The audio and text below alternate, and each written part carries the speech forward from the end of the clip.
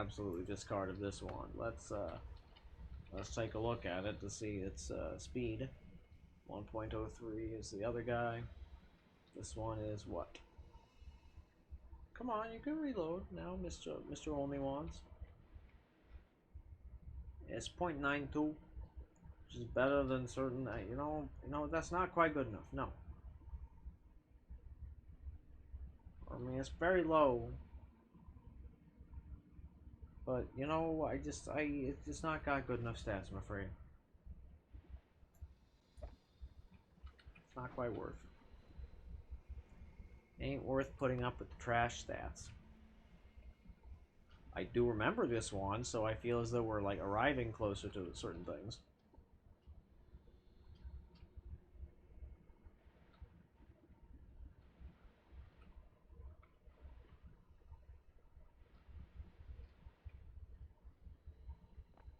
Six, that's pretty good. It's good enough that it actually gets to have one of the arrows so that I know that's its purpose.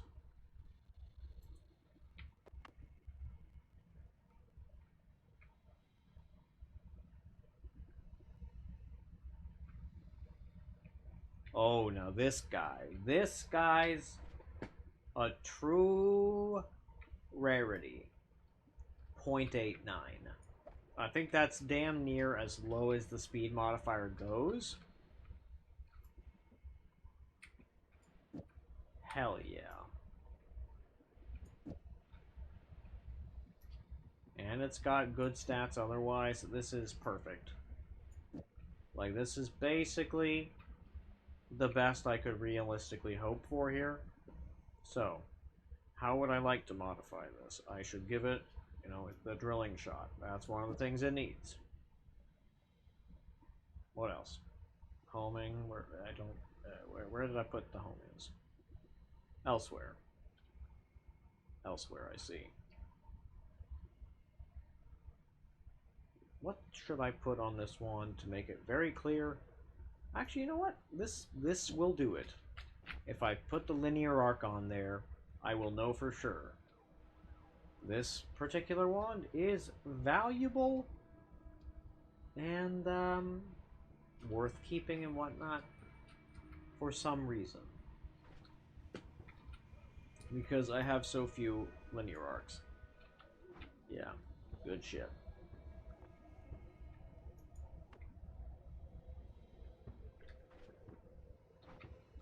And now this particular freezing wand, I would like to give it a tentacle. So that it can be a freeze melee wand. Very plain, very simple. No frills. Nothing super complicated about it. However, honestly, I'm gonna just put it up here for now because it's. I would like my telly wand back, please.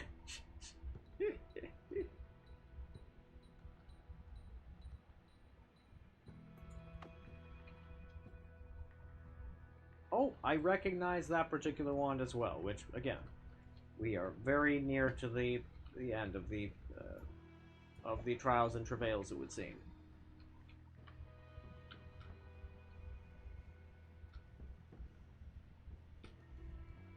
This I'm thrilled about.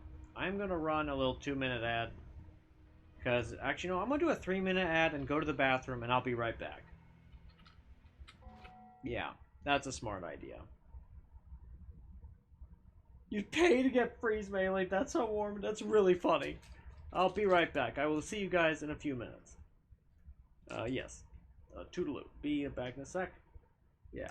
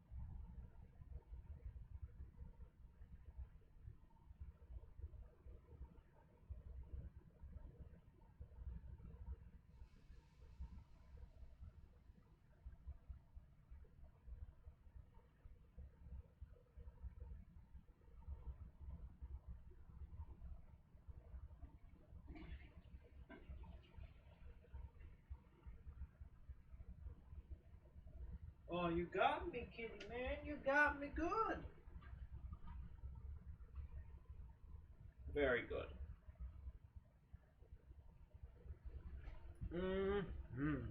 Lovely. Maravilhoso, maravilhoso, maravilhoso, do do do do do do.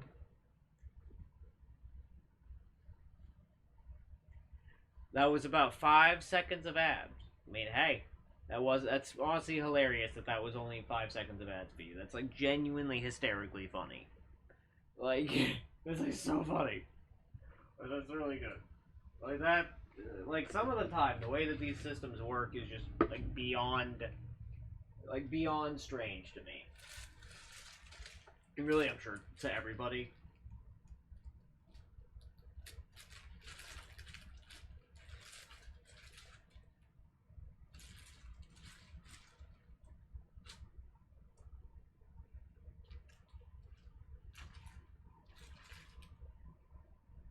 You know, part of me wants to just be okay with the fact that, like, this bread has some mold in it, and just to eat the parts that don't have that, but I know for a fact that that's not okay. Sag.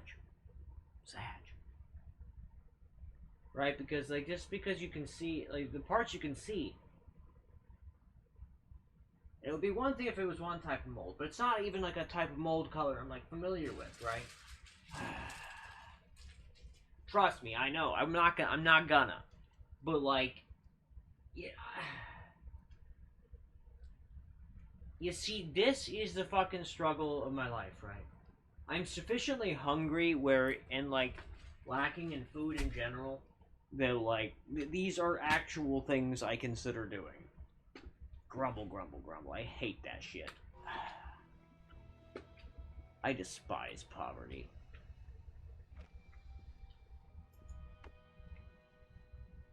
Sincerely. Let's see, what does this want? Don't worry, I don't plan on it. I ain't gonna. Because the fact of the matter is that, like, no, I'm not. That other one had a 0.8 second. It's crazy, actually. It's crazy. Crazy, I tells you. And this one's actually got a 1.1. Odd. Interesting. Meaning it's simply way the hell less suitable for the tentacles and the other such things. Neat. Fascinating. Bizarre. Yes.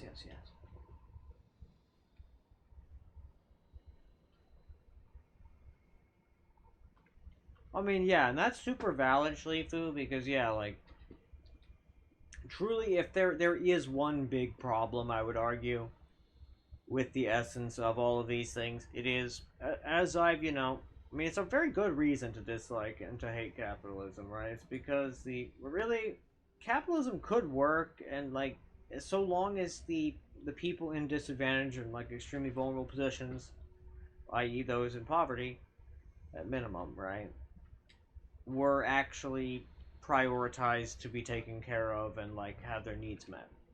If that were done, it'd be all good. Right? But as it currently stands, the fact that the only recourse I have is to rely entirely on like legitimately random like weekly like generosity from a bunch of strangers, right? It's pretty wacky. And companies, of course. Although personally, one of my favorite like things that cracks me up is some of the time there will be somebody who's like particularly religious who like decided to like submit something, and they'll hide like random ass and like it feels genuinely totally 1,000,000,000% random at like most of the time, like because they'll hide thoroughly random like Bible passages, and mind you, I know the Bible quite well. I'm not a believer of the Bible, right? But I know it. Why? I was raised in such a situation, right? So like basically I'm just like, why would you choose this passage? of every passage, why this one? It doesn't get your argument across. Like, not even a tiny baby bit. Like, not even the smallest amount. Like, I would pull up a picture, but I'm pretty certain that because Ren did not feel like taking a picture of it that day, that we will not have any pictures of it. Yeah, full stop. Because Ren just was like, no, I don't want it. And I was like, oh, that's fine. You know? And of course it's fine. But, you know, it does mean there are no pictures. But yes, it is a funny... It was very funny, but it was also so strange. But that was just something that came to mind for me. Because it was weird. Yeah, some of the time, yeah. Next time you donate something, you'll give the person a quote from the Communist Manifesto. That's so good. So here's the thing. My understanding is you're not actually supposed to like push ideology in any way. Like, oh, I see why I kept this particular thing. It says a 12 cast. That's an insufficiently good reason. I don't really feel like that's not a good enough reason to hold on to the damn thing. But yeah, basically, like, something really interesting to me is that, like, they're not supposed to do that. So, like, one time it was, like, inside of a set of mittens, there was, like, yeah, Bible quote. Another time it was, like, oh, God, they stashed it away in very peculiar places. I don't quite remember. Yeah, it was goofy shit. I feel like another time there was like a miniaturized thing underneath a fruit label. It was very, very like it was very what do you call it? Incredibly, obscenely covert, even like to the point of utter ridiculousness. Yeah, because you're not supposed to do that shit, mind you. It is not a thing you'd be supposed to be doing. It's what we call it in business against the rules. Oh, this guy's got a .92. That's a pretty solid amount. That's pretty low. It's pretty damn low. You can definitely have that so that I know it's sufficiently demarcated as such. Now this guy. Hi there, Mr. Kitty Fizzle. How you doing, little widgeons? Next time somebody says Jesus loves you, you'll reply with, there is a specter haunting Europe. The specter of communism. I mean, that would be pretty funny. I mean, I would laugh. I mean, that's like that's some high tier troll behavior, but it's not as though I disapprove. It's certainly good. It's high tier. Because the thing is, you know, some of the time, you just gotta do some high tier ridiculous trolling, because, you know, sometimes you gotta, right? Sometimes when life hands you ridiculous shit, you hand them trolling back, and that's just how you have to go about it, right? Because this has such truly bonkersly bad recharge time, it's not a suitable thing, which is very funny for testing. I mean, now which type of vacuum field is this?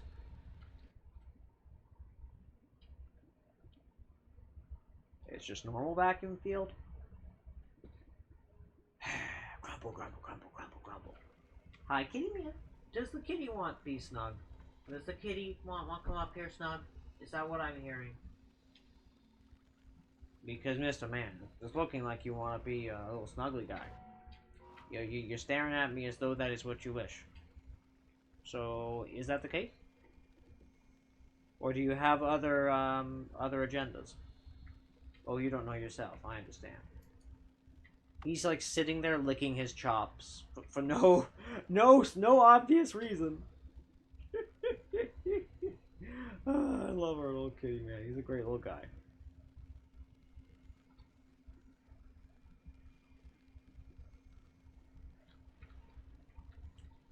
And this particular one, I would like to build out somewhat more.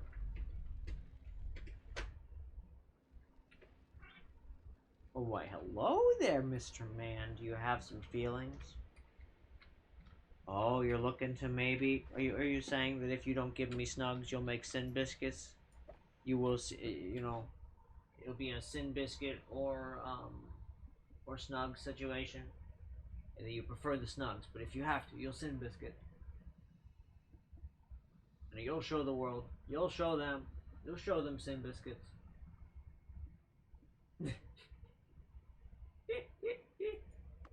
He's such a goofy little guy. He's a cute little goofy guy, but he's our goofy little guy. And I do so love our cute little goofy man. He's a good little frizzle bud. He's full of love and snugs. Oh. This wand, this is one of those wands I accidentally put in here also, so this is a goodie. I'm glad that I can grab this out. Oh, little man. Yes? So little man laid down. I petted him a little bit. He immediately jumps back up after the pets. And now he jumped back down just specifically to show that he could, you know, make some biscuits on the carpet like he's not supposed. He knows he's not supposed to. Oh my god. Some of the time, our little kitty cat does certain things, and I have to ask, well, Mr. Man, is there a reason we did this? Because if there is, I don't know what it is. And I feel you're probably trying to communicate that reason to some extent, but that doesn't mean that it's at all clear to me what that reason is, little Mr. Kitty Man. If you could pretty please maybe enlighten me to literally any extent what it is that reason is, I would appreciate that, little Mr. Man. Maybe looking at the thing, mowing, trying to mow English, because I know you are aware of the concept. Because he sometimes meows words. He tries to, anyways. It varies. Hydrate the cellular membrane and drink actual water. I have, in fact, streamed half a day. That's crazy. Unironically, nah. I've drank 2 liters of water. And I'm nearly... Actually, no, I think I'm now at exactly 2.5 liters. But I will drink more water, because I'm always thirsty.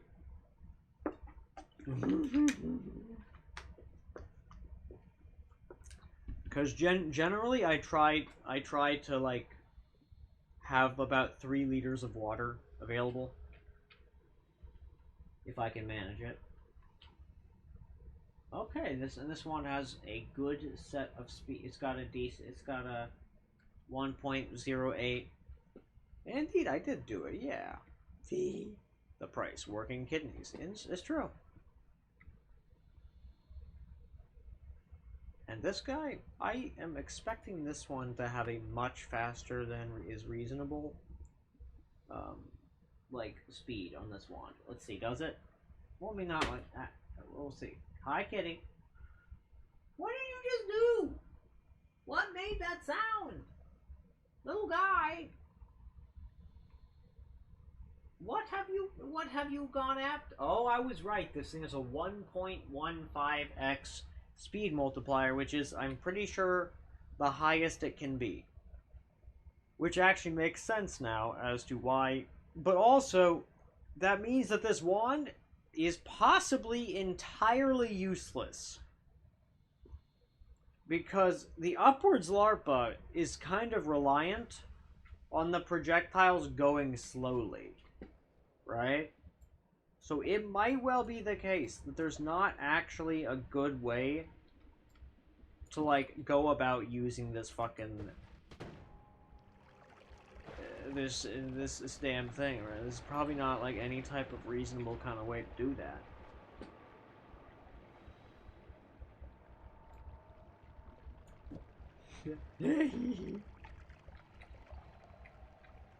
I guess, let's see, does the upwards LARPA do anything? Seemingly not. Seemingly not. Interesting.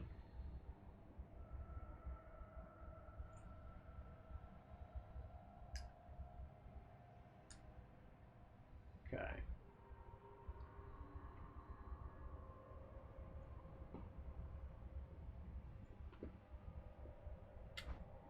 Alright. Now the phasing.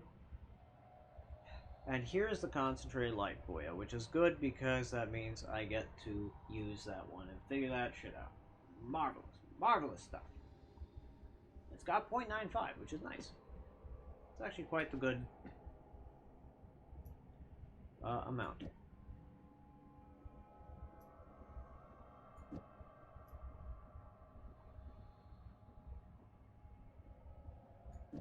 Also give it a chainsaw. Yeah, good shit. Cocoa.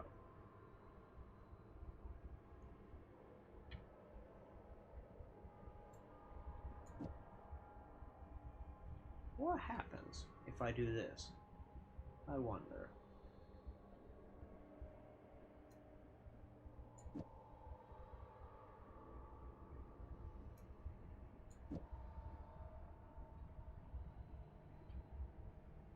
This should be utterly silliness. But also, wait a minute. Does ground to sand?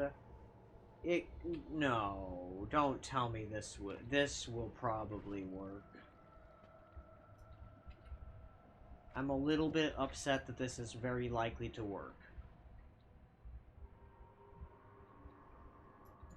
Yep, that worked alright. That worked alright. Yep. Ground to sand and all-seeing eye. Good combo. It's a good combo.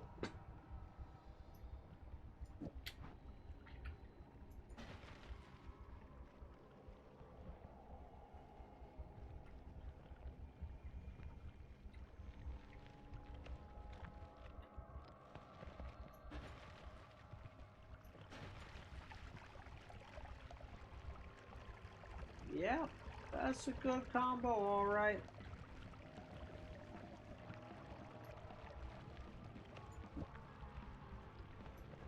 Yeah, it sure does a good job. Yep.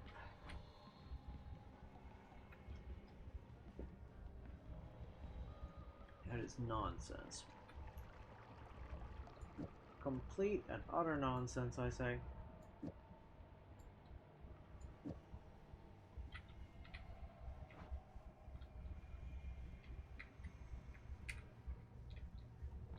Okay. Put this guy away. And that is concentrated light boyo. Now you should be able to work with basic. I could probably just put this fella up in the ceiling here. And that should be fine. And I can mess about with it here in a bit. Concentrated light, you get one of these guys. That should be sufficient, most likely. I agree. Ah, woo. You're totally right, and you also get a single bounce because, of course, it adds 10 bounces. Oh my, we got words. You tried to look up the maximum speed multiplier of a wand, but you have no idea what you're looking at.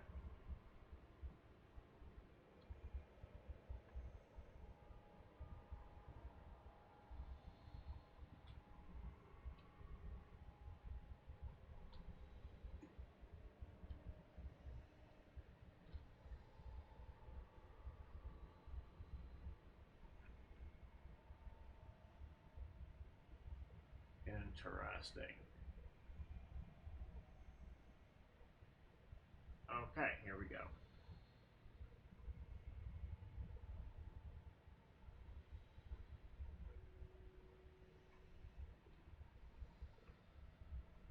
Okay, so it seems that there's an incredibly tiny probability.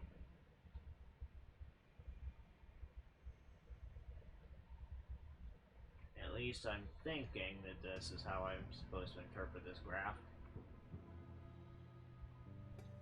I think.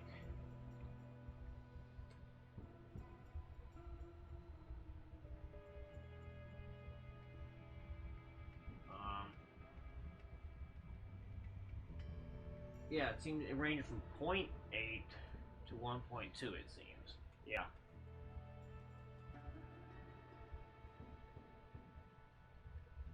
Yeah, yeah.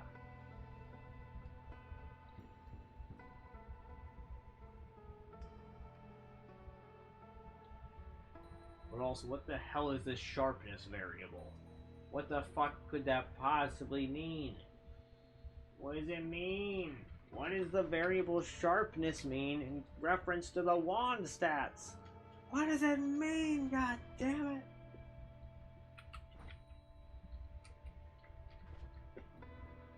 Like, that is nonsensical. What could that word mean in this context?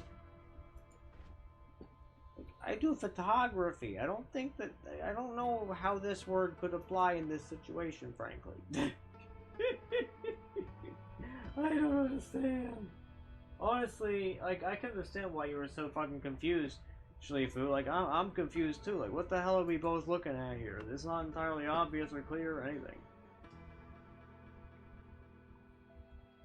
It's extremely unclear, in fact, I would go so far as to say. Alright, so this wand, I remember why I grabbed this guy and kept this one. It's because he has nearly 3,000 mana maximum. As a consequence, you can have an ad mana. Maybe have 2 ad manas. And a chainsaw at the beginning. And now you are suddenly, like, although not fantastic, you are usable all of a sudden. Oh, here we go. And this guy is the... Oh, and there we can also get rid of this one when I pull this one out, because it's not... We have a better... Always cast Omega Saw Blade. Whee!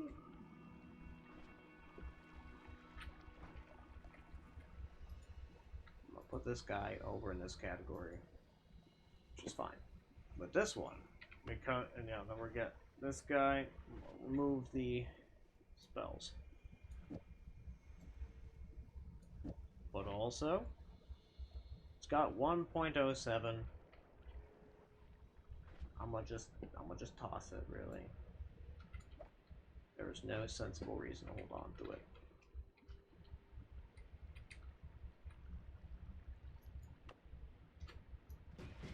This one, I feel kind of similarly. Like, I love me some energy orb and stuff, but it's just not a very good wand.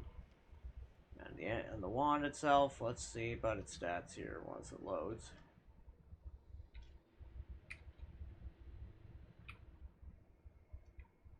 .82. So it just happens to be one of those fantastically slow wands. Great. That means I have reason to keep the damn thing. You bastard! Because that's just barely above the minimum. Grumble, grumble, grumble. How dare. How dare is what I have to say.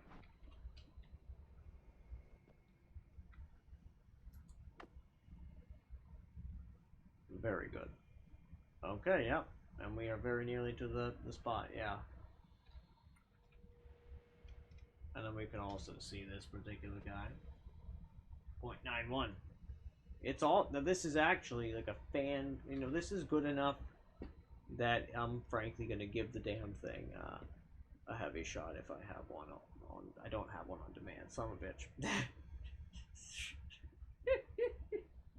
Oh, that's funny.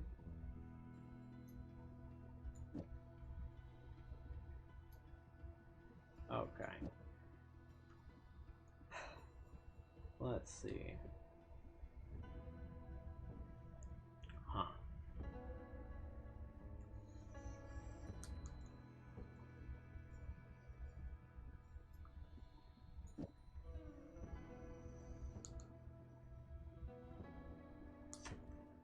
I guess we'll put that there.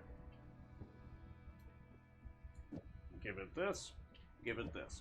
No, not that. This. Okay, good shit. Marvelous. Now it should start out very slow and get faster and be rather devastating by the end.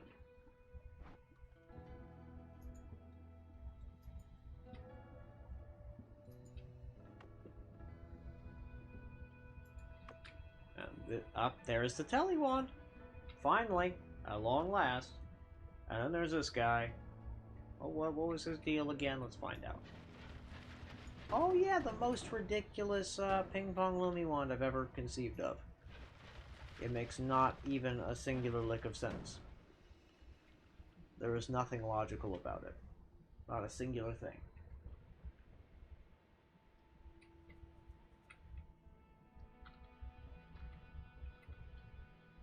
Ah, you said you're smart. Maybe you know any of this. I knew some of it, man. And I'm pretty sure that the weight has to do with I would assume it's a function of the mass of the wand, right? Oh, that's pretty good.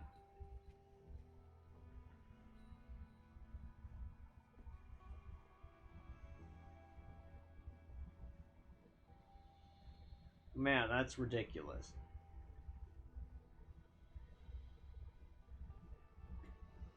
Yeah, I think that the wand mass has to do with, like, its size, right? That's my presumption. Oh, this is used in calculating recoil. So the wand's mass, if it's heavier, it would be harder to move, of course. Yeah, that makes sense.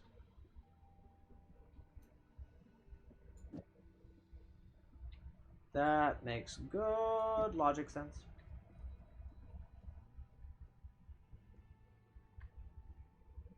However, the sharpness, I don't have a singular idea what the hell that's all about.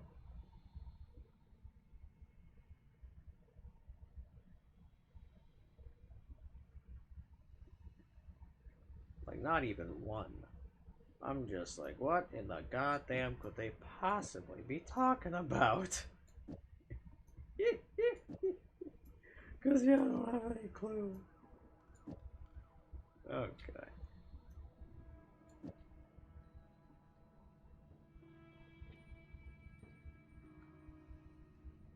I also did not know there was a feature like that in Noita, I'll have you know. I had no freaking idea.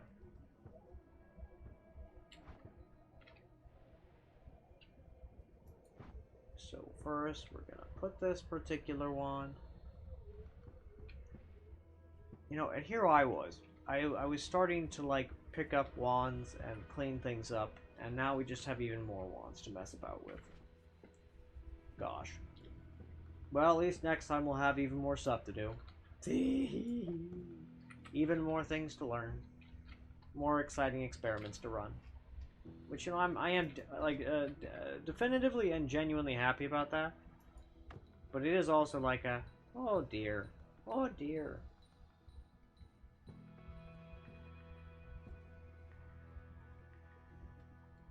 Meatball, have you gotten a hold of the fish oil yet? You need to get yourself that fish oil because it'll help. I promise. I can't say it'll fix your problems, but I can promise that it'll help.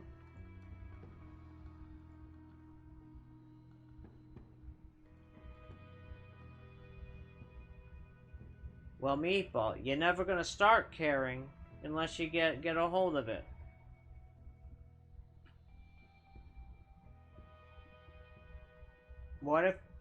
What if I asked you as a personal favor? What then?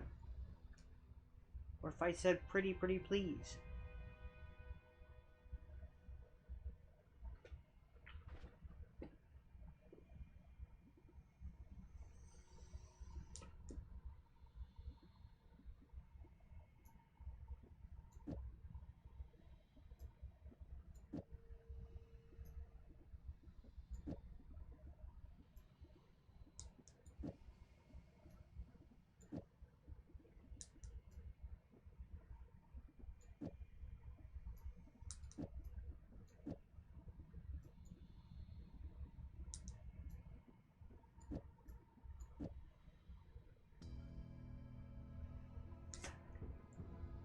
Yep, I didn't think so.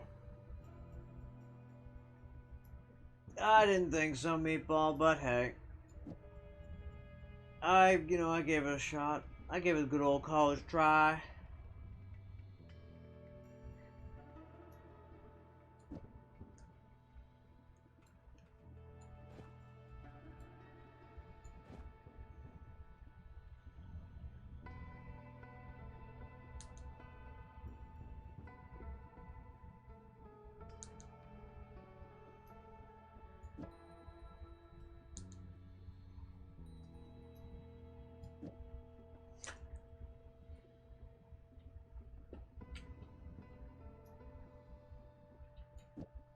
Let's see.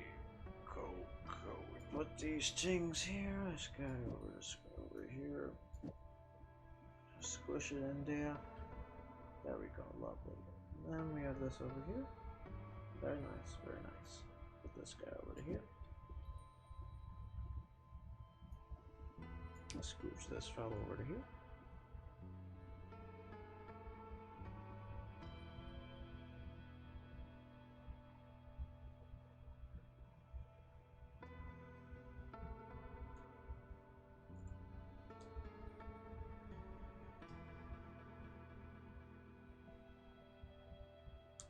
And I am in agreement with Shlifu.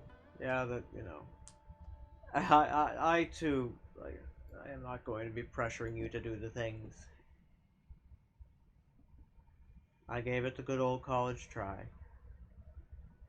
But,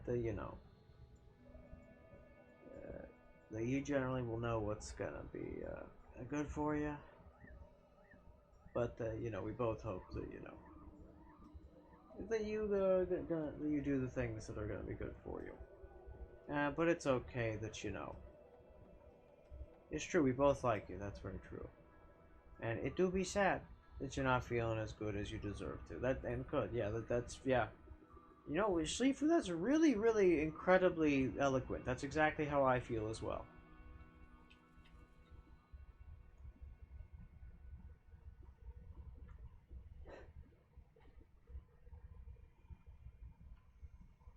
I got this. Smart.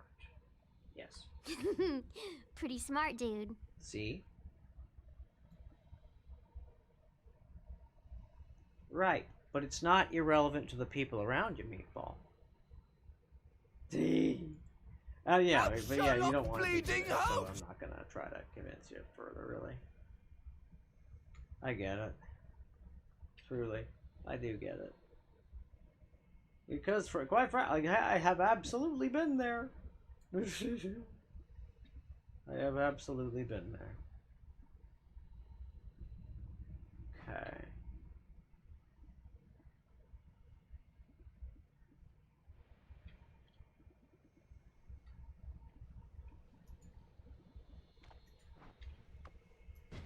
Whee! I'm so glad to have the little Telephone back. Little, that's kind of a silly way to put that, because this is not a little wand. It's ginormous. And full of ridiculous nonsense. Also, blood magic. Because we have blood magic.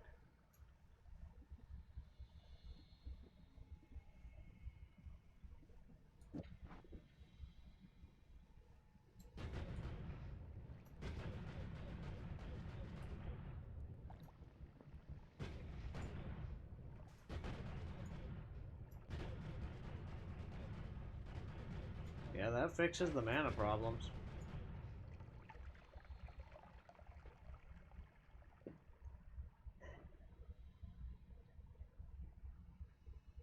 And I, too, would certainly prefer it if Meatball was feeling at least good. Twould be nice.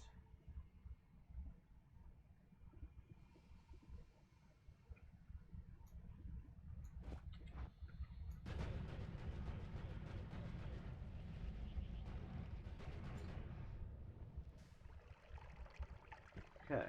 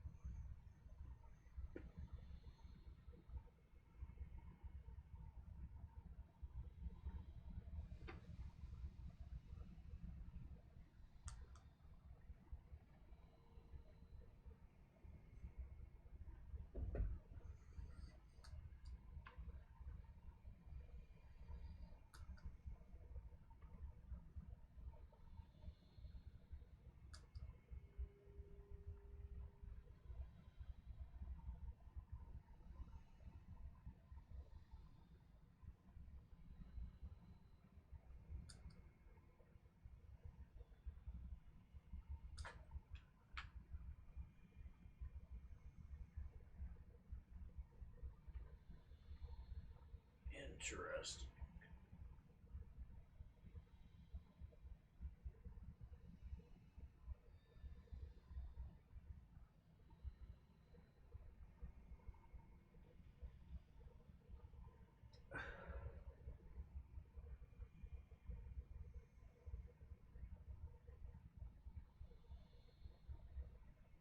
Okay.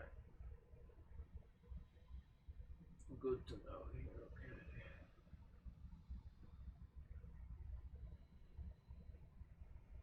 okay. And Shifu, the way that the fish oil works is that due to the depression being the it's it is the EPA and the DHA combined in particular quantities. Yeah. Yeah. Yeah. And yeah, because the brain is inflamed, it basically reduces that issue to a more manageable level.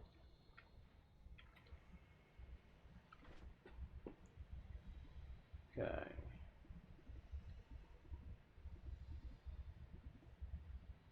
Let's go ahead and put this particular wand up here. And then let's go down to here.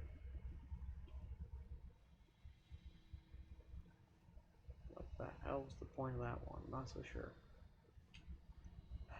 So this guy's always cast that thing.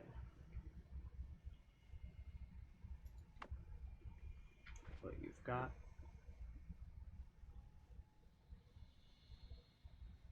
I see. So the point of this whole build is this guy. So we have two of those: the homing, the piercing, the floating arc. Means we just need to rotate towards, and then it should be good.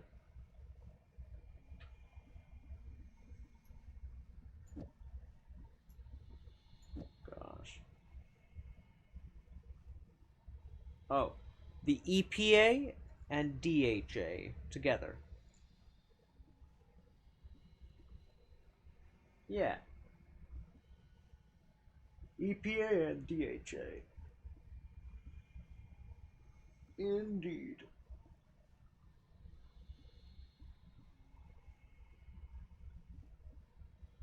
So yeah, this one just needs something like a heavy shot, and then it will be fewer than just peachy keen and dandy.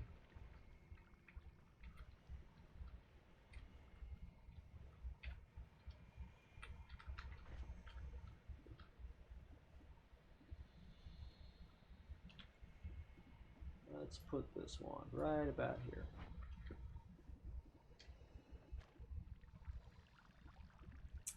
Now this guy is just supposed to be an endless chain of black holes, but in reality that's not exactly how this functions, in the least.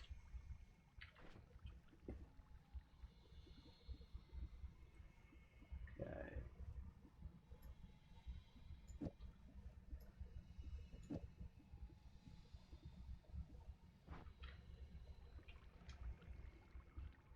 I guess I really don't want to need it. But what can you do with a black hole with a trigger? I'm not exactly sure. What sort of silly builds could I get up to with that nonsense? Unsure, unsure.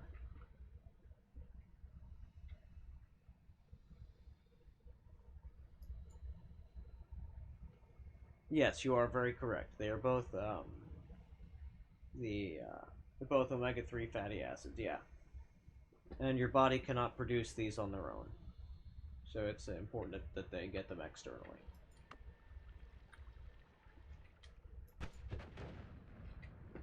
What a fun little wand build. Is so cute. Okay, I need to give it perhaps something like this. Yeah, perfect actually. Fuck yeah, that's fan-fucking-tastic. Yeah, now this guy basically done.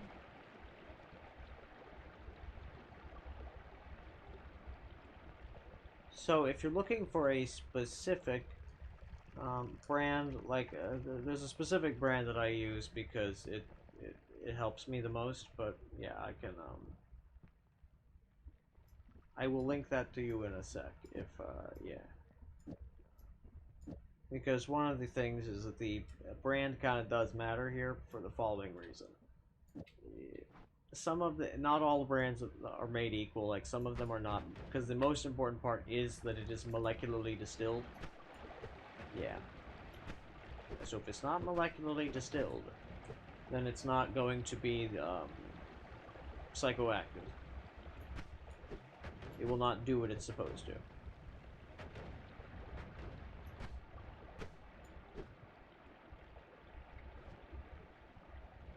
Yeah. So if the thing is not, like, molecularly distilled, then it won't do the thing. Basically, it's part of the distillation process, but the way you can tell is that if the thing is, let's see, we're looking for the G and the C. There it is. Ooh.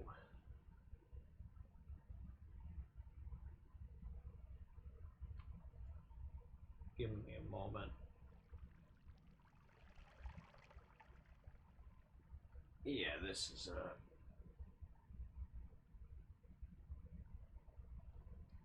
yeah.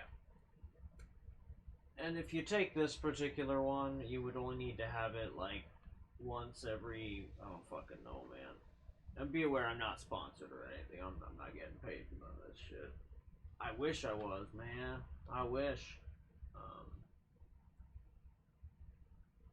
Oh, you're not even gonna do the thing? Character, I reached the character limit. That's really hilarious. Yeah, whatever. But yeah, that's basically the thing. Yeah, that's the one. And yeah, no, it's been very helpful for my depression for many years at this stage. Yeah. Like, I legitimately just used to have incredible issues with depression, and I don't really have those issues anymore at all. It went from being a defining feature of my life to a complete non-issue. It was one of the most batshit insane, like, swings of, like, I was just like, wow, this is so unfathomably different from how it was before. What in the ever-loving fuck? This is so different. Oh my god. It was really quite jarring. Yeah. It was a really jarring experience early on. Not in a bad way, of course, because, you know, I was suddenly very, like very much not unhappy anymore. Yes. Yes, that is the smart thing to do, Meatball. I agree. Ouch, I've got an itch on my foot, and it's so itchy that it hurts, you know? Even as I scratch it, it hurts. Ah. Yeah, it feels good to itch the itch, right? But it's so itchy, it's like, why does it hurt? It hurts so much. Why is it itchy? I do not like this type of itch. This type of itch is what I would call, on the whole, somewhat unpleasant. Indeed. Indeed. 'Tis the way it be. It be like that the way sometimes, you know? And now I shall also toss this one into the abyss.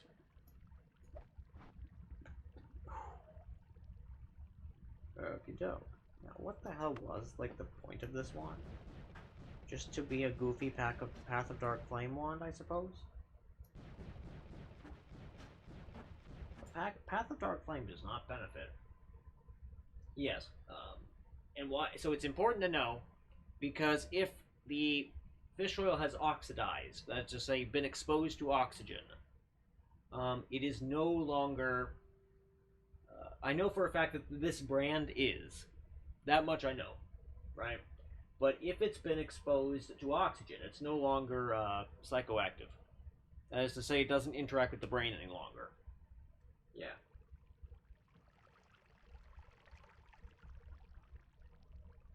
There is a very so here's the easy way to tell.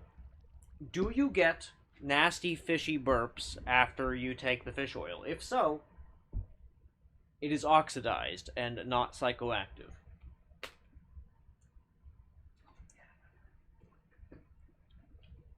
And you are not getting the full anti-inflammatory benefits out of it.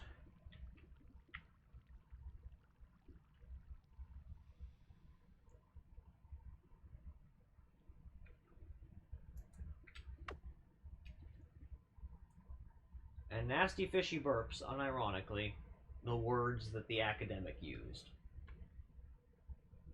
Hilarious, I know, but it is how it be.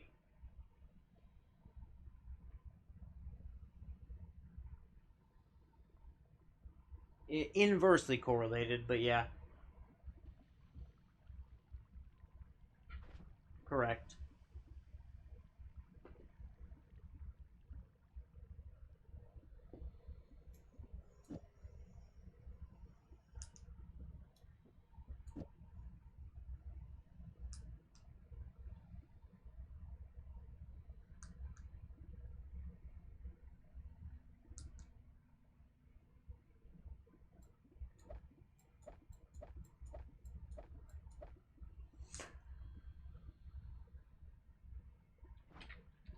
As funny as that is, true.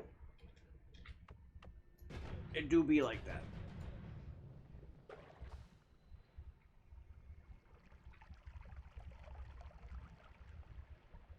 So Shlifu, the fish oil itself is an antioxidant. Yeah.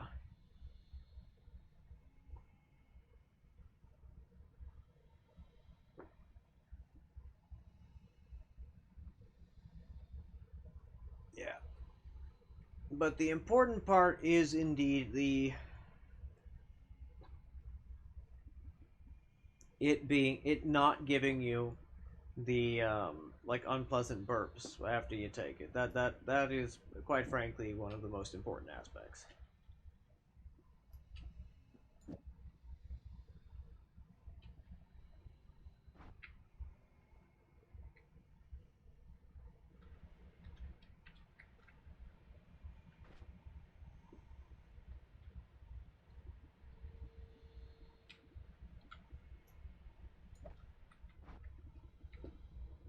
Yeah, because the molecular distillation just matters so that you're not like taking the fish oil that's not helping. Like because you know if it's it's not it needs the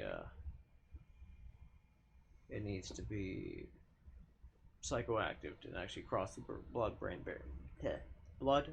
barrier to actually do its job correctly. Yeet.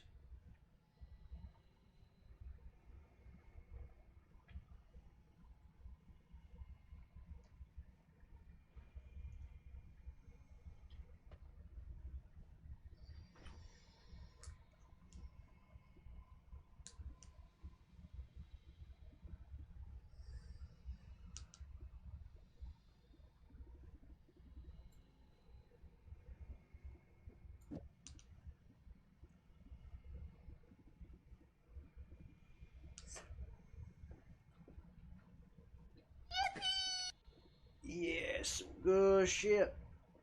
It's some good shit. Indeed. Okay. So we got these things.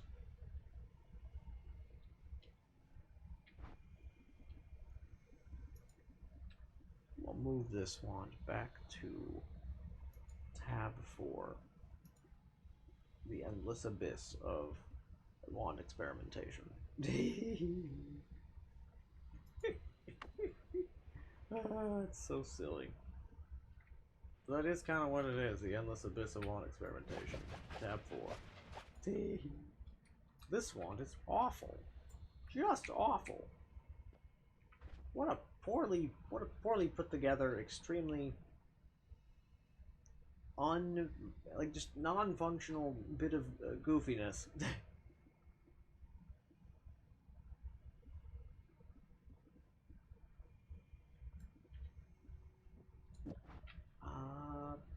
yes, let's, instead of messing about with that, we will put this one up for a moment and find one of the many storage ones we have. The empty storage ones, and just start to store things on it. Or alternatively, grab any number of them. Well, there's concentrated light for that concentrated light build I plan on doing here in a bit. So I'm glad we have that. But yes, now we just grab this guy. We can put these fellas over here.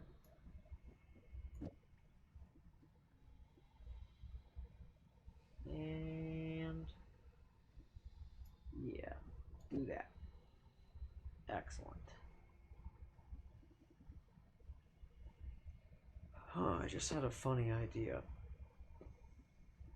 With an expiration trigger,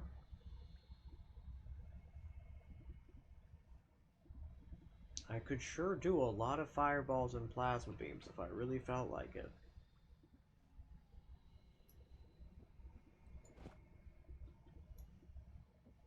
I might well feel like it for giggles. Because it could be kinda funny, I say. It could be kinda very funny.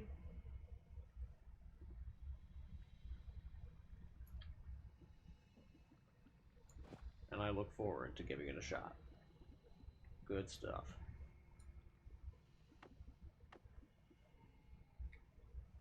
Okay, that is far too much intense concentrated light. Like, I can't really in good conscience feel, I just don't feel like this is necessary. It's just so much intense concentrated light that you have to ask. Like, I'm gonna cast it because it's gonna look pretty.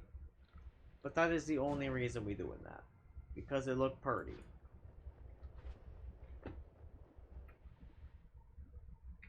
But truly, there's not really a good reason beyond that. And I probably should just toss it, but it looks pretty, so I don't want to get rid of it. 'Tis far too pretty to just, toss away like that. No, it just is a difficult choice to make.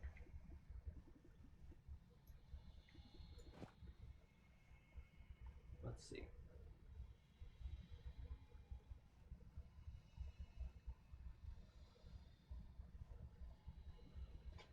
In that case, you got good news.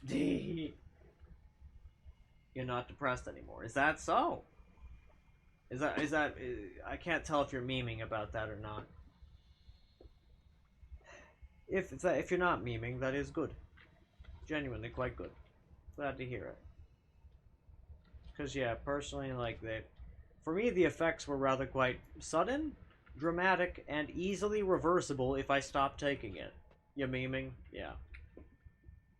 Because yeah, basically I would stop, like whenever I don't take the stuff for a few days, yeah, my mood just starts to tank. Quite badly, actually. And suddenly. Yeah, I see.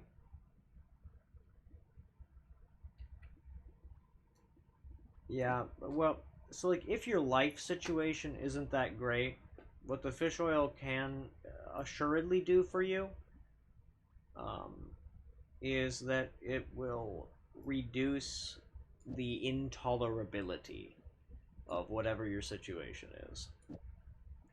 Make you more able to handle it. 1, 2, 3, 4, 5. Okay. And just make it, just make the situation less terrible, I guess. Yeah. If this isn't depression, I don't want to know what is. Yeah, I mean, valid, fair, understandable, TBH. Yeah, I mean, I get it. That tracks.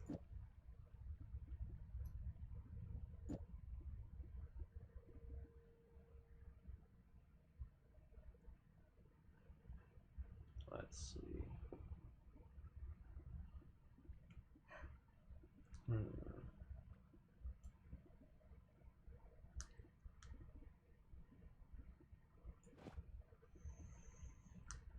Spells to acid. Actually, no, I'm gonna make a wand for spells to acid in particular for fun.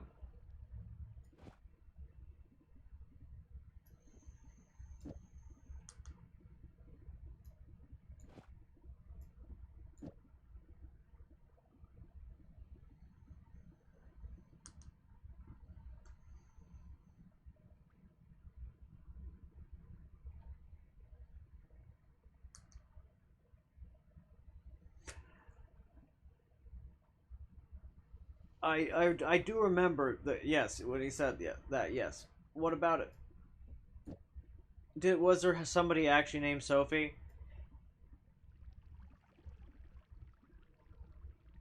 If so, that's very interesting.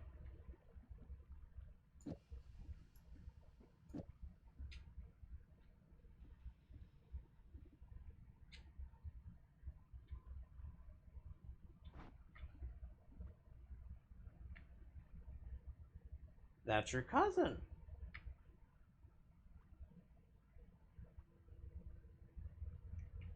Oh, poor Shlifu. Nah, there's nobody named, yeah, no, I'm pretty sure Sophie's a pretty common name.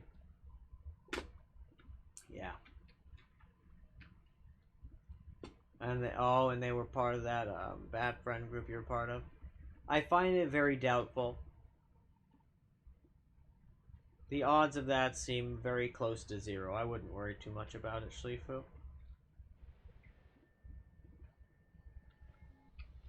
But not to worry. I would not allow them to be unkind to you in the stream space if they did happen to know you, even though I don't consider that to be a very likely possibility. I would just like to give you the comfort of, I would not tolerate any mistreatment of you.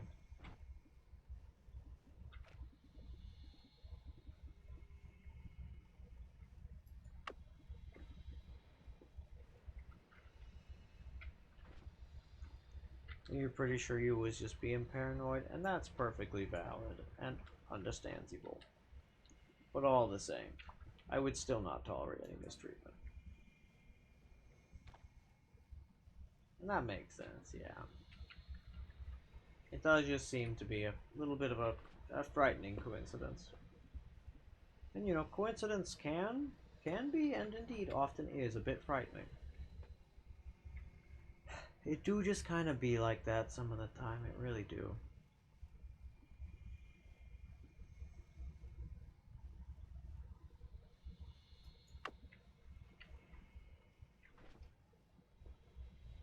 You saw your life flash before your eyes. Poor Shlifu, that's rough. That's very rough.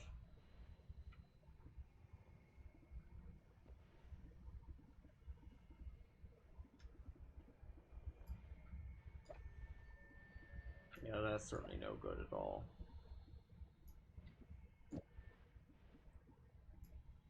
Okay. So we got these guys. Let's move this guy over to here. Yeah. Scooch this one up here. Fetch the anti-gravity. Would you fetch the anti-gravity for me? That's silly as fuck. I enjoy that. That's good. Rock and roll. Put that guy there.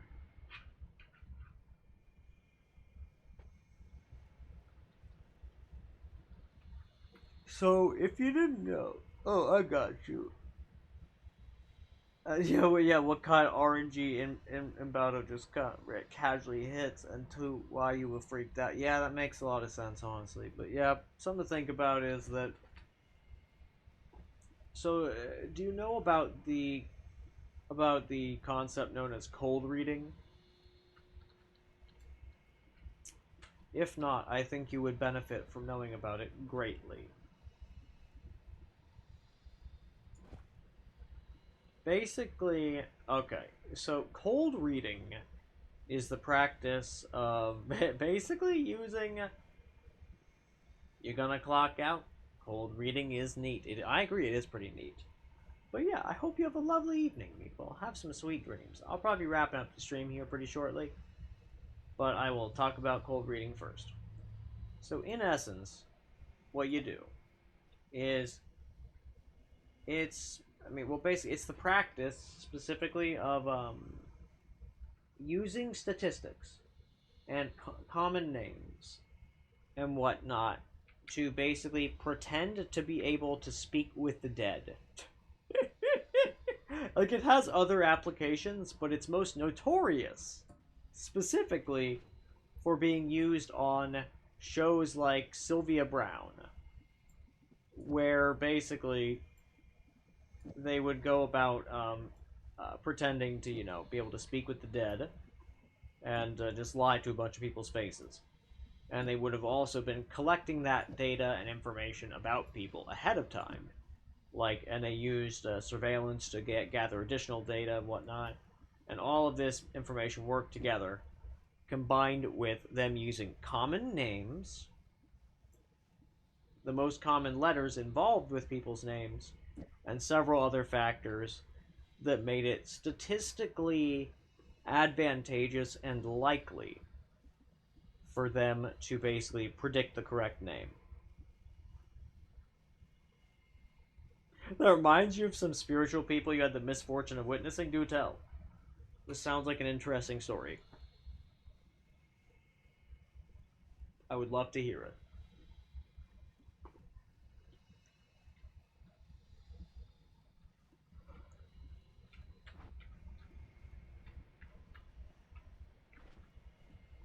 Okay.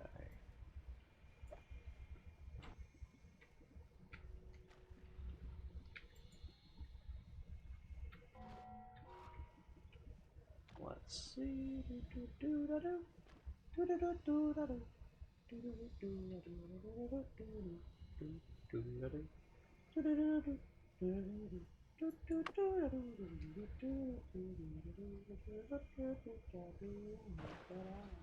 Don't you worry, it's okay. I look forward to it's perfectly okay that you're just gonna be trying and that you're just gonna do your best, because the best is all I will ever ask. And frankly, it's the most people that anybody should be able to really ask from basically anybody, in my opinion. But kind of a separate discussion, that one.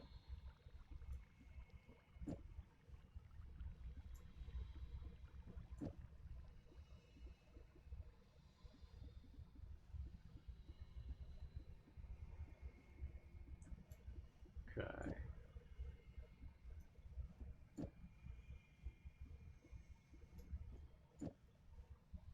Here we are.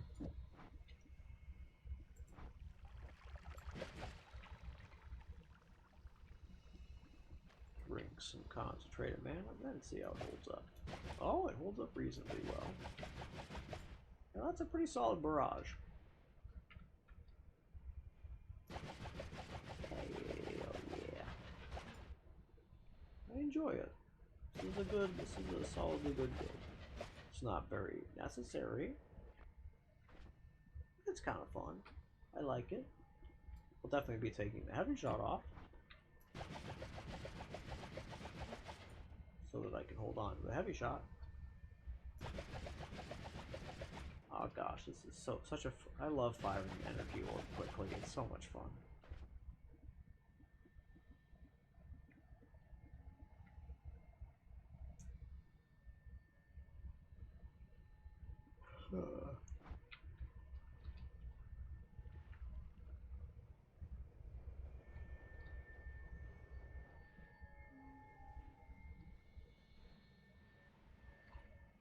Now let's just put my least useful, but definitely complete wand builds right here. But also let's check this wand's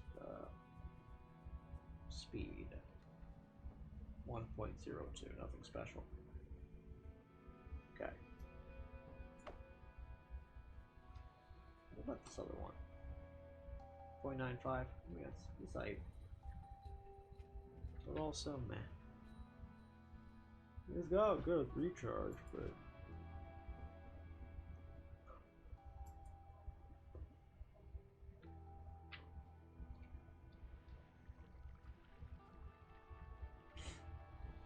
let's see here. Let's grab that guy out. What kind of stats do you have? 1.07.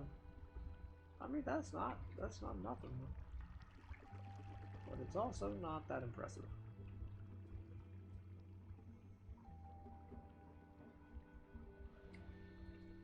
And realistically, I think I'm gonna just toss this particular wand with a very unusual looking wand sprite into the abyss.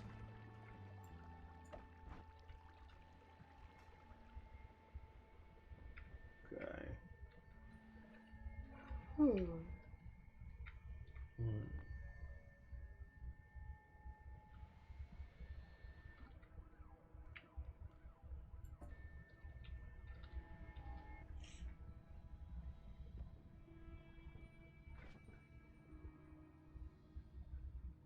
Let's see here.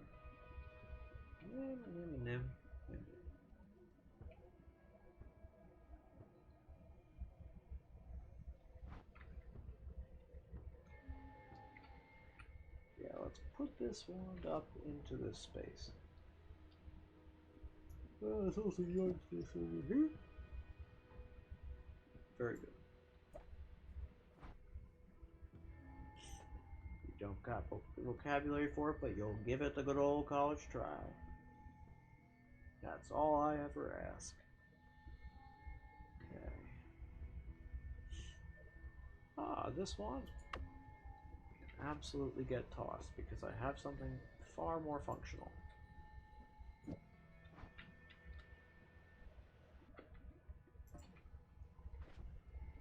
Okay.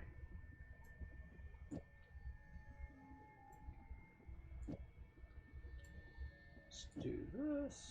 Okay. So a friend of mine says Schlifu. Scooch these guys real quick.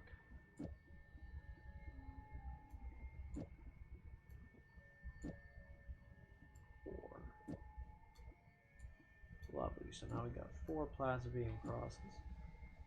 Doing that. Excellent. Now we go move the rotate towards over to here. And the phase in.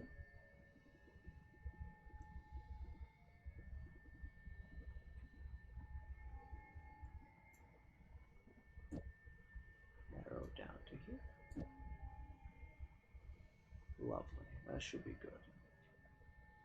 And now we can toss this guy into the abyss.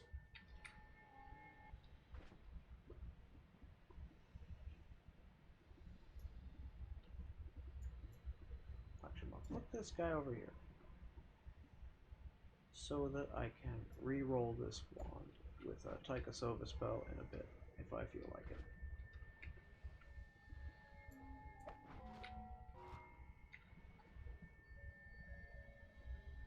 How did that? Was very spiritual. And he always did things where he helped heal generational trauma.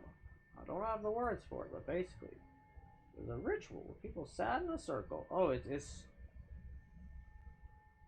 I think what you're talking about is some type of, this sounds like a bit of like some type of like shamanic, spiritual tradition of some variety. Like, yeah. That is what this sounds like vaguely. Can't say for like absolute certain, but okay, but it was terrible and bad, and you hated it. So that makes it less likely that it was some shamanic thing, or it was just somebody doing a shamanic practice and doing it very poorly. That's also equally possible. Because generally the shamanic practices don't tend to be terrible. Oh, so he's very charismatic. So what we're talking about is a cult. I see. I like this progression. This is very funny. Very humorous progression of things. He was mad quite. Oh, he made quite a lot of money with it. I see.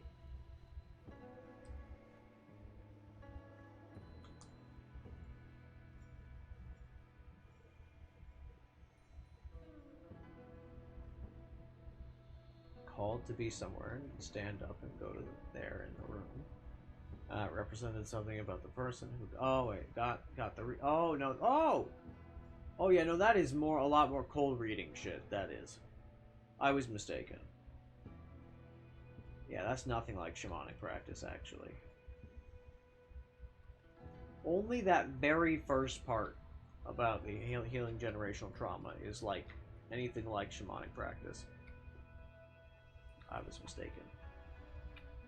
See, this is what happens when you don't read very closely the first time.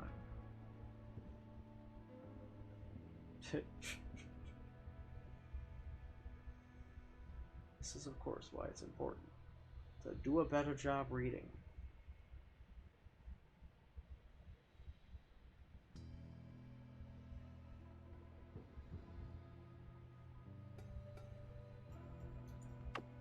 Will this be able to fire off every single time without huge recharge issues? I think it will, because they'll all be inside of a trigger, which is very fascinating. No. Not even a little. Interesting. It's actually super fascinating that did not work. Huh. Very weird. Very weird. But he made quite a lot of money. He was a scammer, probably. And you were present during one of the readings. And it was terrible and bad, and you hated it. So yeah, this is sounding more and more like it definitely resembled the cold reading bullshit.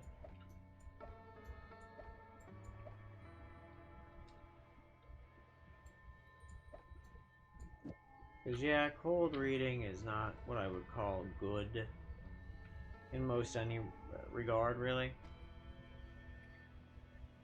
Because in the best of scenarios, it's kind of just like a thing that's going to be used to probably take advantage of people.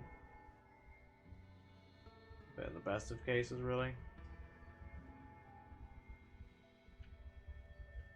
Yeah, there's a lot of issues with that shit.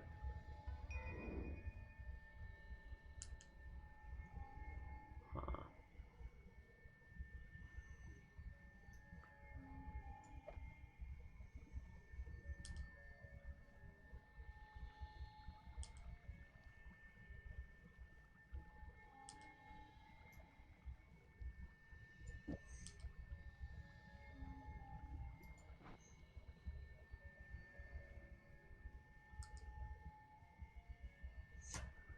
Oh, I see. So the guy claimed to be able to help heal the depression of a friend of yours. That's fucked up, bro. That's fucked up. But it's terrible, as you expected. Yeah, but you didn't want him to go through that shit alone. Yep. A lot of weird spiritual shit and transpho. Oh, great. Oh, great.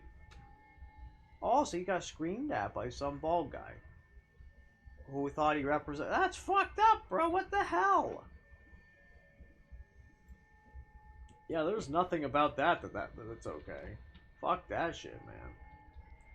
Frank, that just sounds like a bunch of very, very, like, mentally ill people and a guy taking advantage of them for money.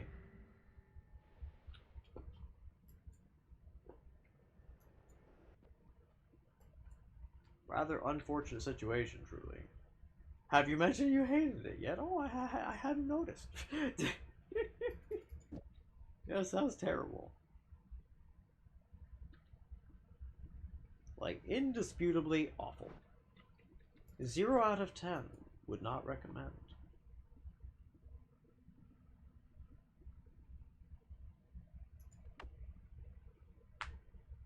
To be fair, this person, the father, whoever this person doing the scam, it sounds rather mean and mean-spirited and deeply unkind at best. And frankly, I feel as though it would be pretty reasonable to have significantly less kind and more choice words for such a person.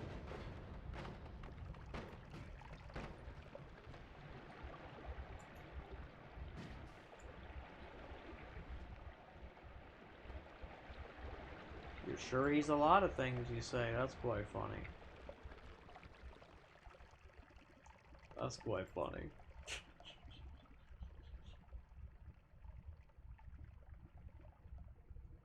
But yeah, it sounds not unlike a cult. That is to say, that sounds more like a cult than anything else.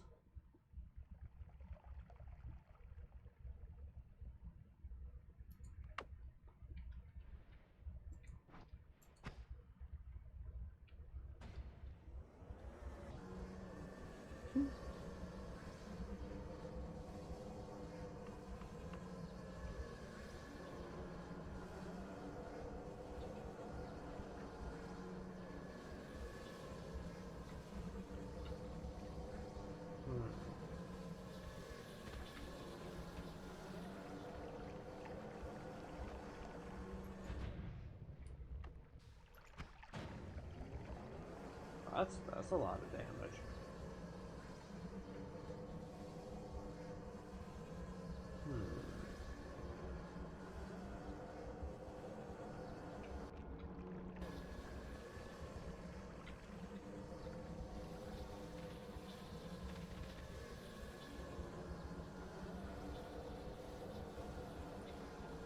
Yeah, so you say it feels like he has a god comp. Yeah, I mean that's like some hallmark narcissism. Can't make no diagnoses, but you know that's as described. One would have to conclude that that is some standard ass narcissism bullshit.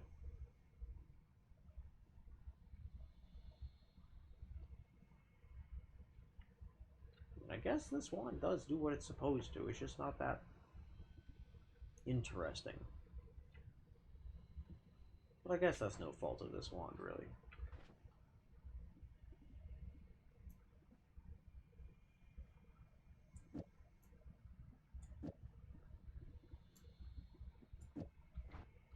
If I do it like this, does that make it more It does make it more explosive. It's not exactly more interesting, but I guess it's something. Oh yeah, I mean, for sure.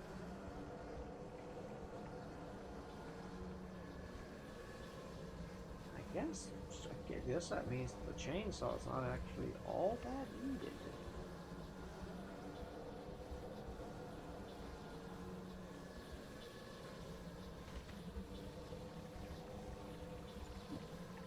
Weakening curse for explosives.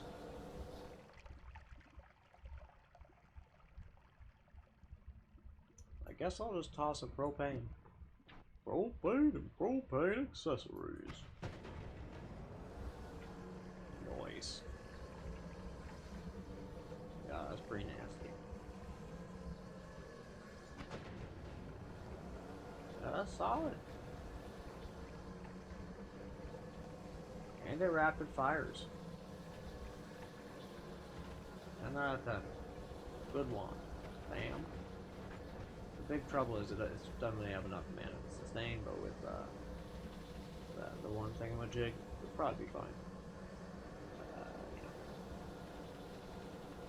What exactly is it called? Yeah, the concentrated mana, that's the one.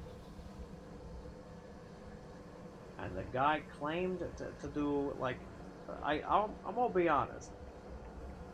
Somebody like that, I would find to be the least able to do any such type of thing. Especially given that he was letting people yell at other people in his, like, his what is supposed to be some random ass healing space or some shit. Like, I feel as though this fella was running some type of, like, tidally profitable scam.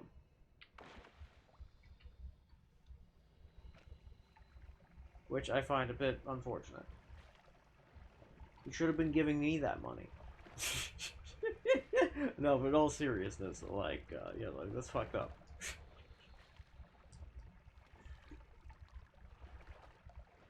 Yeah, majorly so.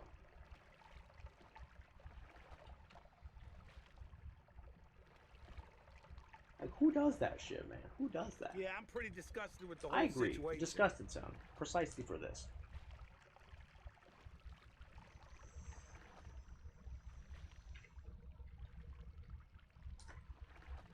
Exactly so.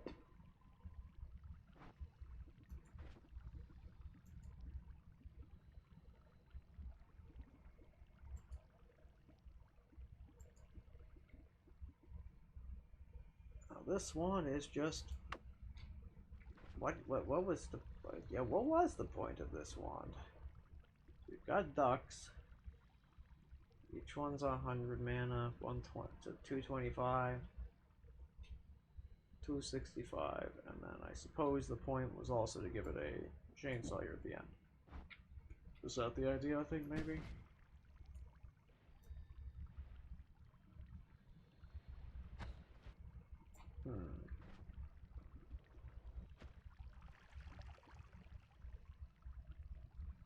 It's that recharge time, it's nasty, it hits hard. Yeah, so realistically, we could only really afford, like, maybe... Oh wait, no. If I do this, this actually fixes it. Maybe. Possibly. It does. It do fix it. But only if we're firing the ducks. So what I need to do, triple. Yo boy, these ducks are cute. I hope nothing happens to them. Oh, I assure you they won't explode in a, you know, a bunch of gore or anything terrible like that. I'm sure that nothing like that will happen. Oh, God.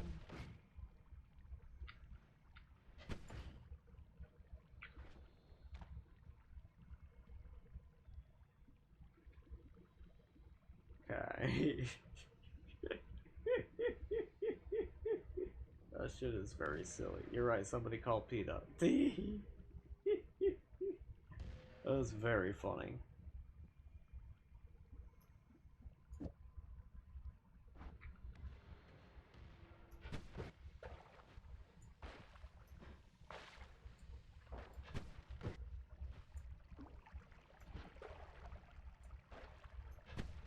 Yeah, this wand is ill-conceived from beginning to end. This is not a good wand build. This is terrible. It does not do any of the things it's supposed to do. You're gonna take your vitamins. Makes sense.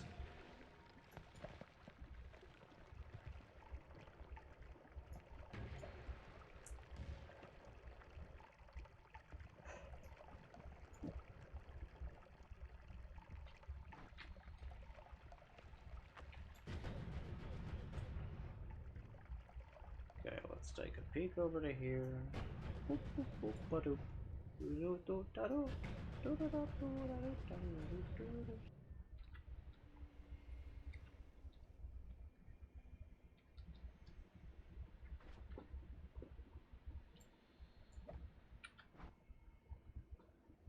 that feller there.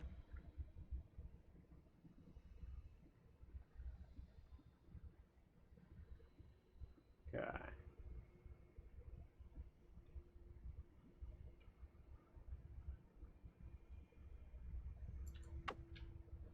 Always cast duck.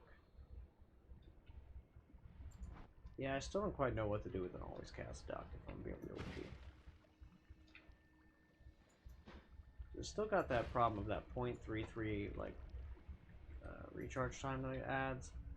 And it's a little bit difficult to handle that. I don't know how to handle that. 2 and 3. And then chainsaw.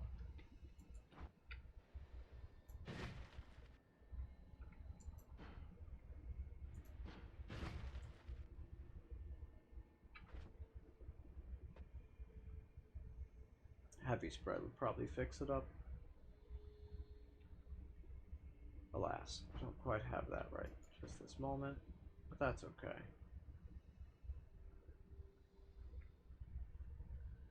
Now this ping pong path wand, that's a fantastic ping pong path wand right there.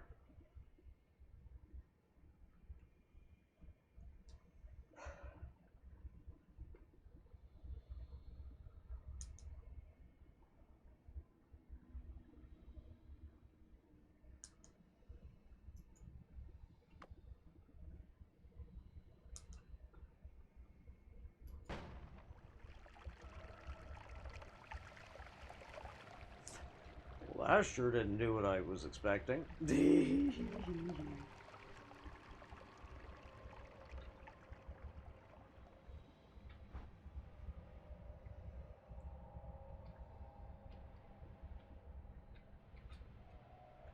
well, in any case, I best fetch this.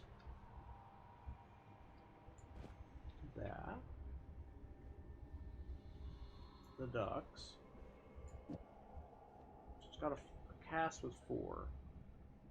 So all of the things are having the explosive projectile. So all 4 of the... Okay. Today is clearly a day to take all the vitamin... I mean, hey. That tracks.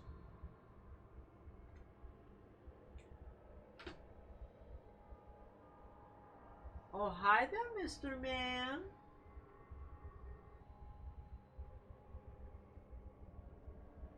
Let's take half an Adderall here.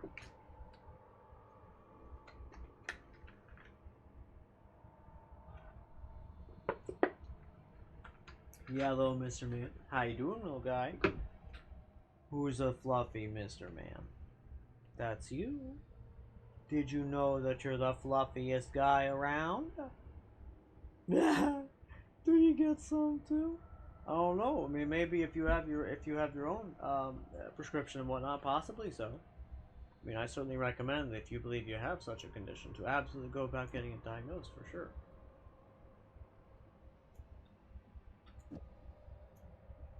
Yeah, little fudgems.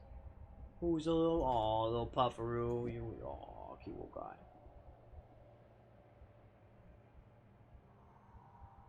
What happened to sharing?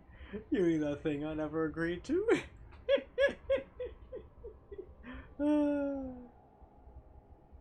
How marvelous.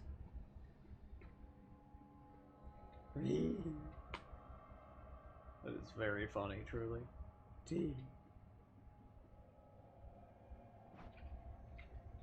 Yeah, this one is not, like, actually even that helpful. I don't think I have a good reason to hold on to it, realistically. Now, this one, I do recollect trying to build this one, and I remember it just did not exactly behave in the way I was expecting at any stage.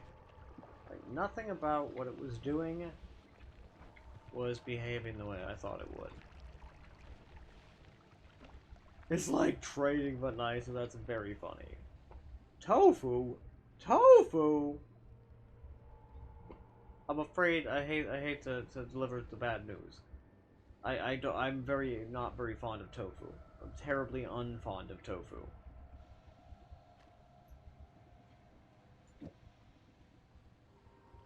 Okay. So this wand build.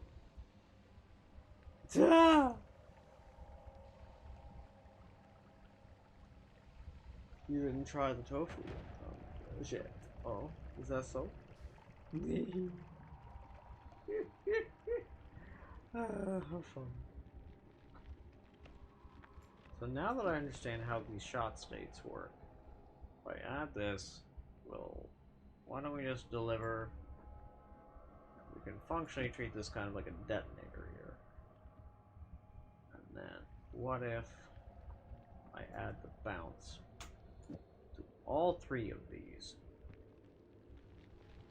Now what?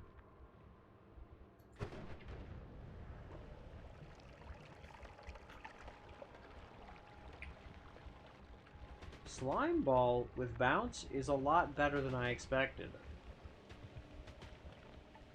This is going to be very fun.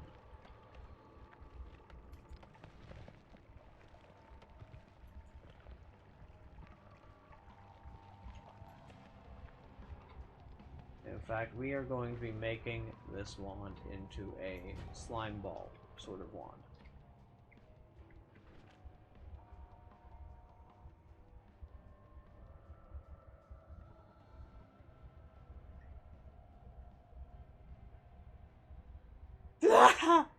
That's the funniest shit I've ever heard. Shlifu, maybe it's like the way they talk about straight relationships. Maybe you just didn't have the right tofu yet. And your tofu's the right one. Ah! That is so funny. Oh god, this is where the phrase "you slay me" comes from, because oh god, this is a great example of it, rather, because that is so funny. Oh my god.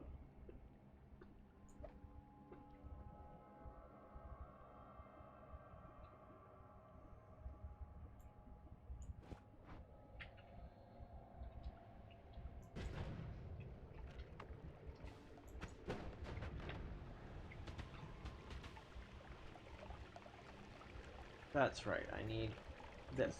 That's how it needs to be. Yeah. Boing! Ooh. Now this is wacky. And strange. See?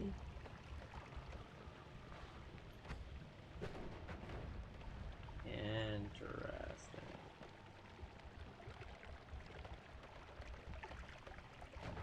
Why it be like this? I do not know.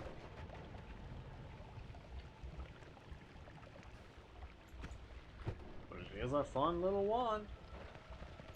How fast does it fire? It fires pretty fast, actually, all things considered. Oh, sound? You got a meme for this situation? Oh shit. I love me a good meme.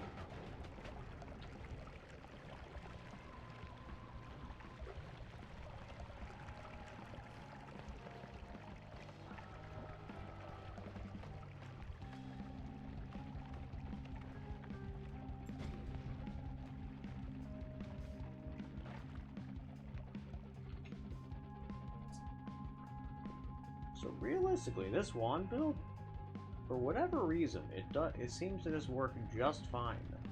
So what happens if I remove the bounce? Will it still work just fine?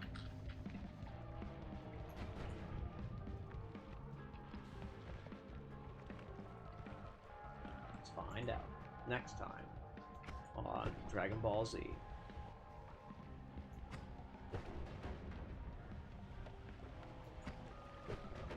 Yeah, I'd say it still works just fine. Like, it's certainly not the most impressive wand build, I wouldn't say, but it's interesting all the same. However, let's go ahead and grab this.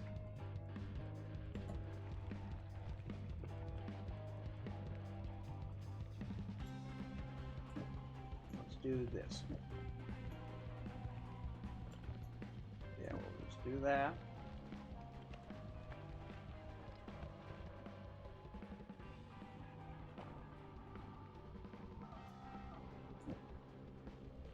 We can do this.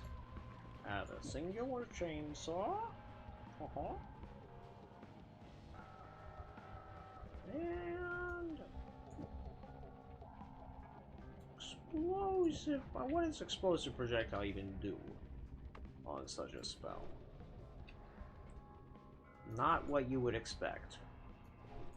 It does a grand total of nothing. So really I would be better off using something like Venomous Curse.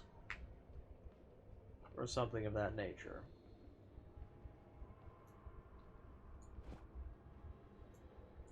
I have been really struggling to find any actual use for Spiral Shot for quite some time now.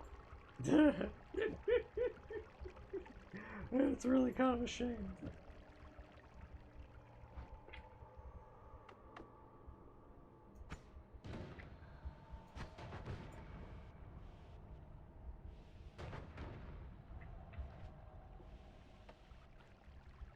I see. So this, you know what, that's a bit too much mana, realistically speaking. How about a triplicate bolt? Fine by me.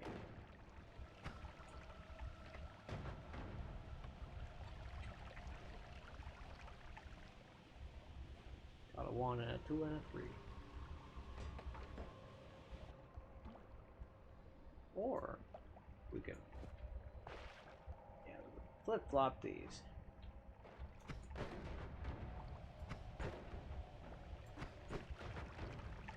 know, let's go with that for the time being.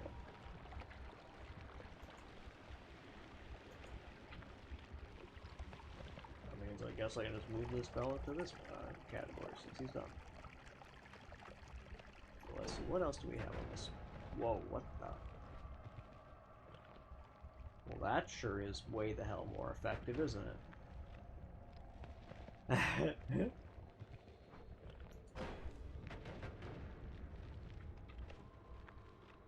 Look at the sounds, you say? Sure, let's take a peek. Got another good one.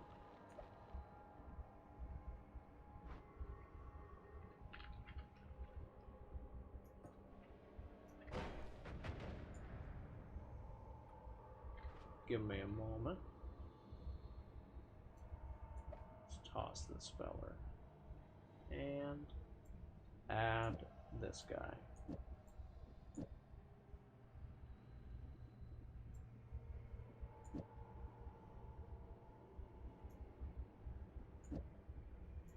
Okay, so because this one is all getting cast together now under this configuration,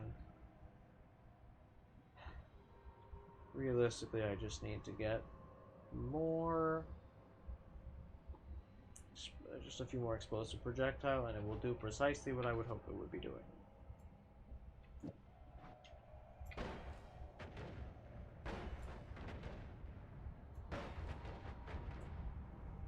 Man, that sure is strong.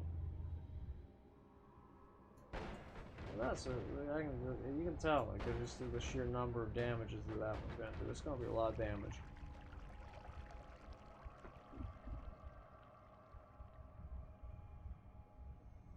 And I appreciate that you take the system seriously. I much appreciate it, TBH, because I love the system. It's a goodie.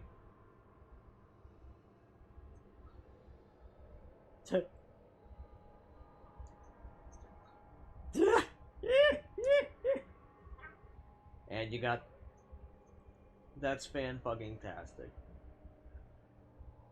That is so good. Okay, so if I keep streaming a while longer, which I might, I'm not sure. We shall see. Oh wait, I see. For a second there, I thought that we had something. I thought that I had my favorite, one of my favorite foods getting delivered. No. It is just Nilla wafers. Well, generic Nilla wafers, you know.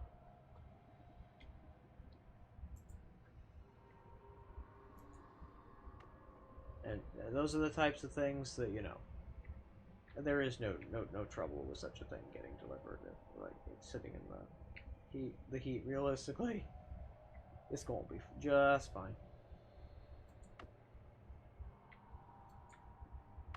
Okay, this one, TBH is not very...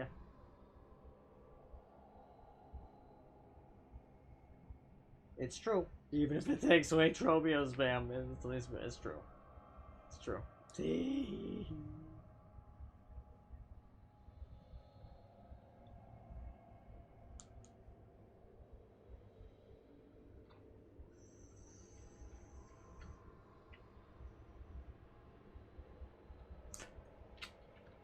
I suppose I can just put... So this guy... Actually, you know what? Because this one is a lot better than certain others, I'm gonna hold on to it.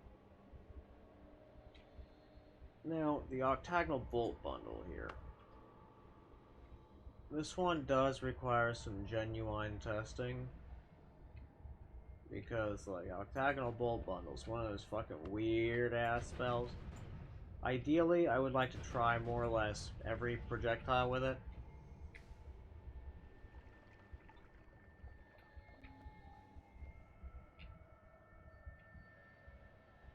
You had a moment of pure, unfiltered genius, do tell.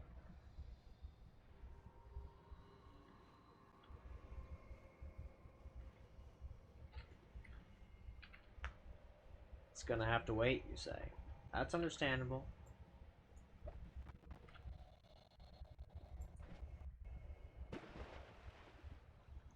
I mean, you are where I can just redeem more point, you know.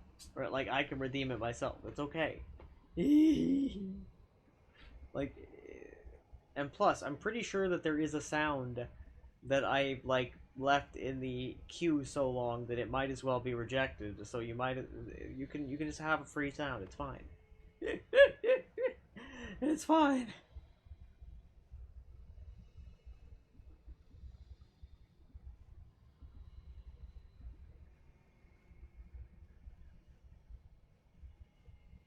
Let's see here. So this is reverse mana charge 1. Has the major issue of having way too long of a recharge time, which renders it not totally useless, but kind of close. No sound handouts, you say? But to be fair, the Yoshi lick was for me and shit, right? But then you did. I guess you didn't redeem the thing for that one. To be fair, but even so, you found me Yoshi lick. It's fair. Fair's fair.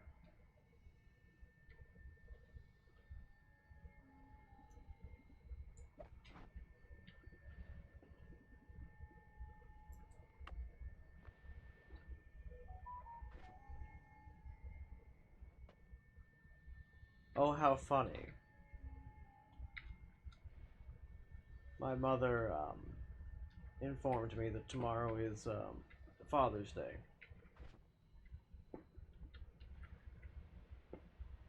But they did give me the caveat of in case I'm interested. Which is fair, because, you know, like, TBH, like, my father just certainly does not, like, deserve my... We'd even wish him the happy such and such day, TBH.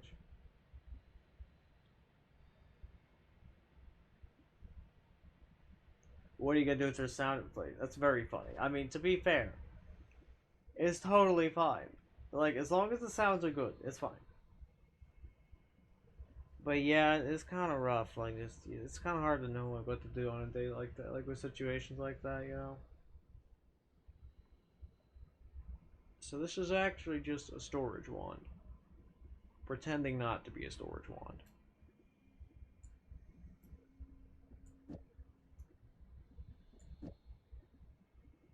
Okay.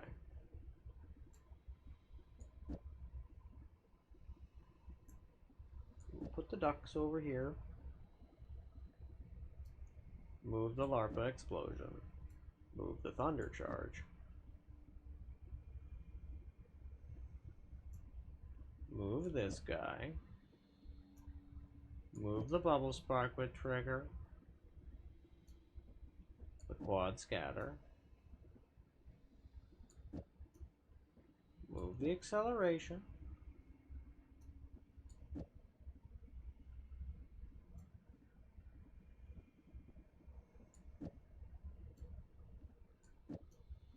Scooch this feller over this way. Scooch these guys. Move this one. Okay, I'll move the bifurcated back, but I'll also move this guy over. Okay, that's good. We'll move the chainsaw. Yeah.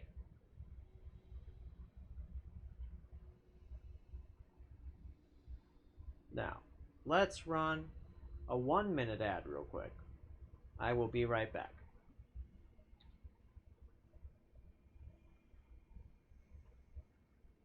And then I think I might pause the game for a bit and we'll do some stream maintenance, including sounds. Yeah.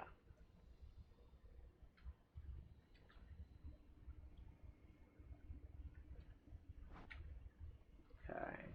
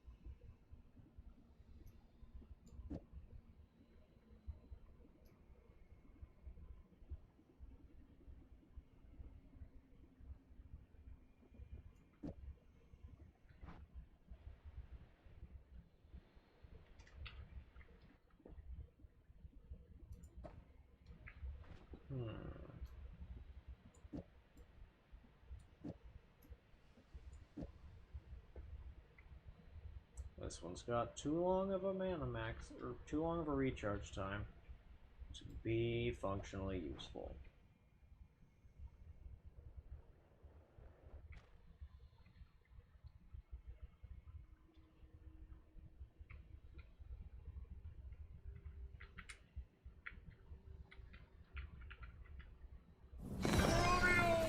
I agree. You're so right.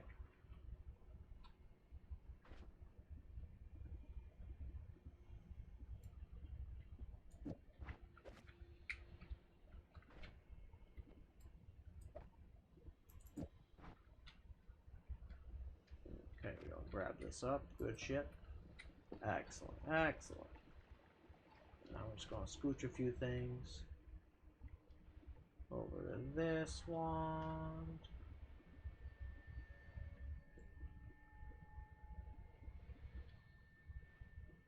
Yeah, I like to divide by 2.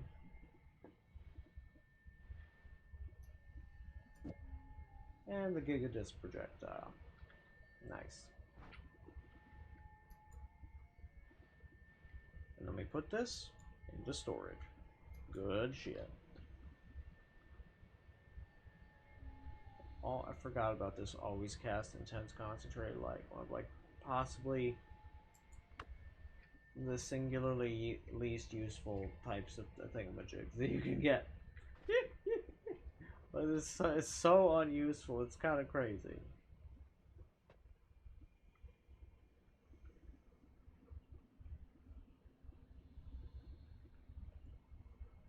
Yeah.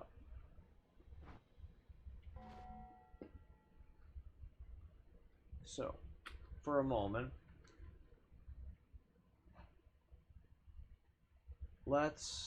I need to download the Mix It Up bot. Give me a moment and I will do that. Because we are going to set up a system real fast. Namely, I'm going to start. It's going to be the start of the Squish Power system. Yeah.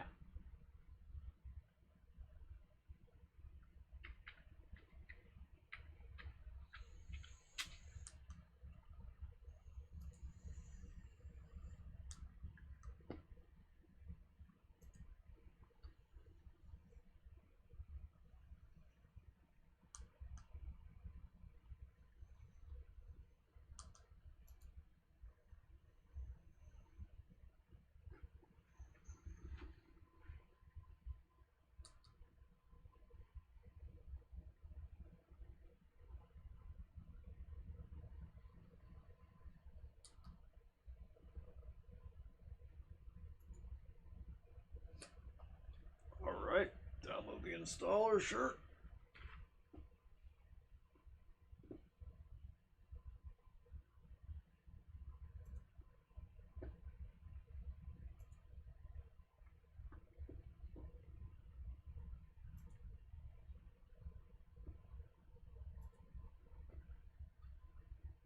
And we're gonna run the thing.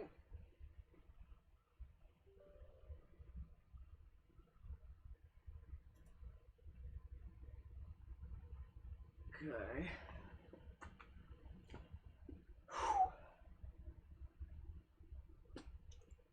Preparing installation, it says.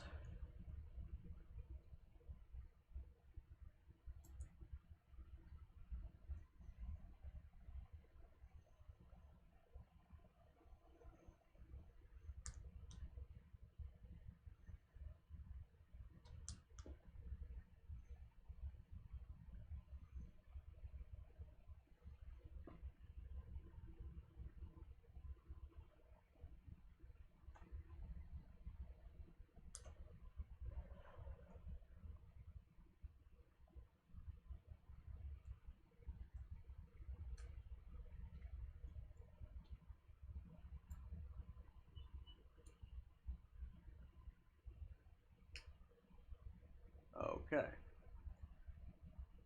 Very good. Now we have gonna make a new profile, sure.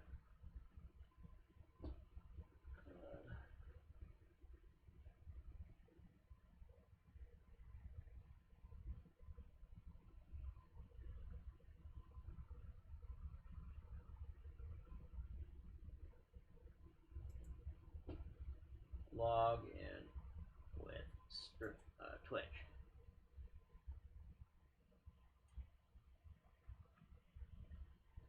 For sure, for sure.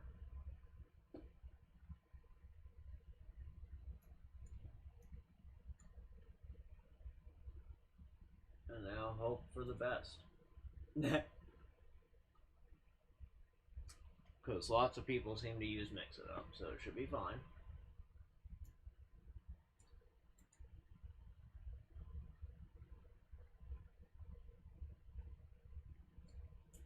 Want me to stream platform? Options below for each account you want to log in. Revisit the options later by going there.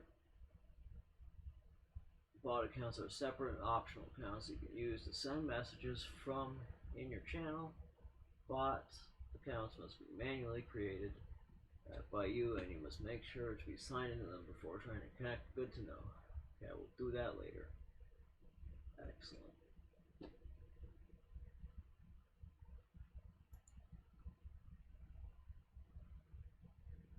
Let's see.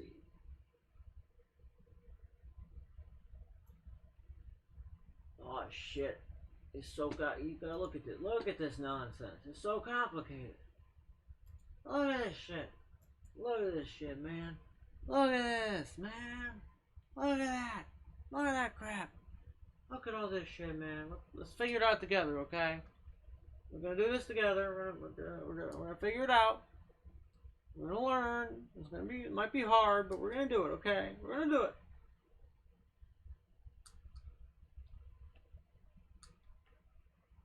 Trobio will be here for us, you see.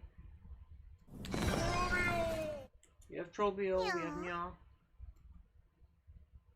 We have a Woo. So we gonna figure it out. So Mix It Up uses a command and action structure for everything throughout the app. Think of it as similar to a recipe you use to make food.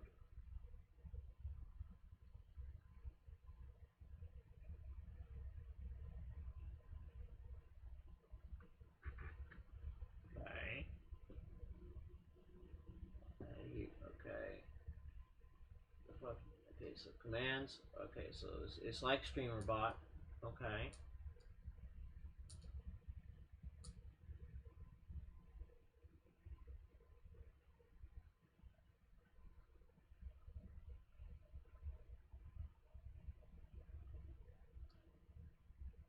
Okay.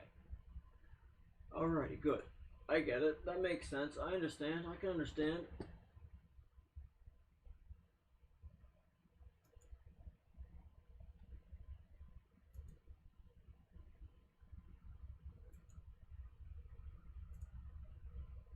Turn off the display capture from Wise. Select a location.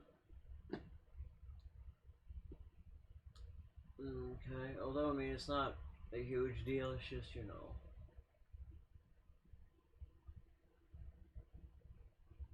Okay, new volume B.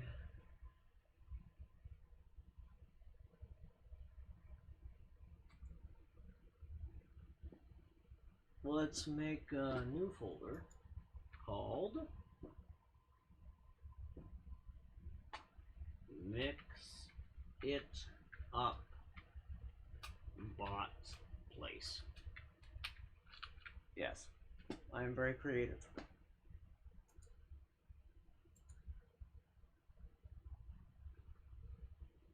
Select folder.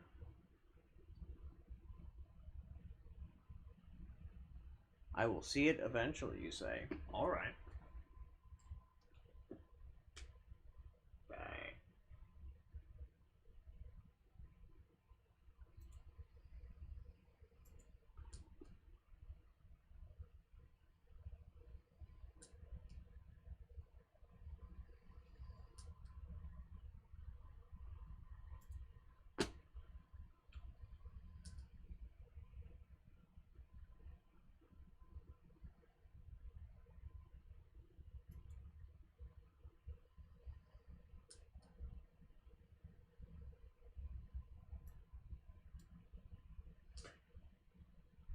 Okay.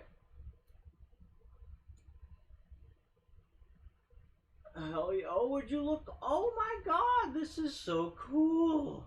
Oh my God, guys, look, I'm gonna show you something. This is amazing. Guys, look.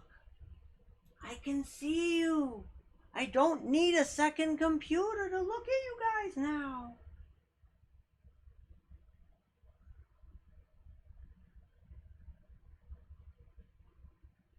You read the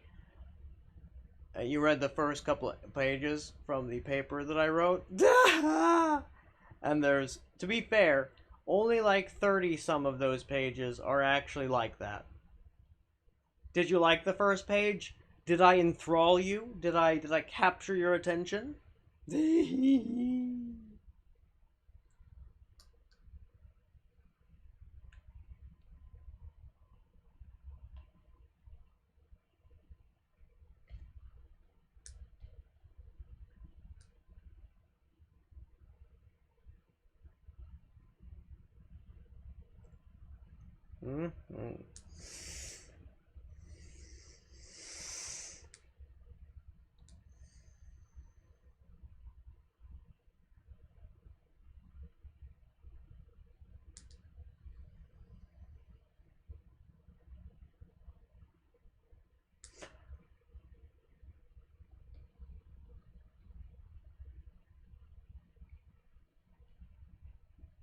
Damn, son.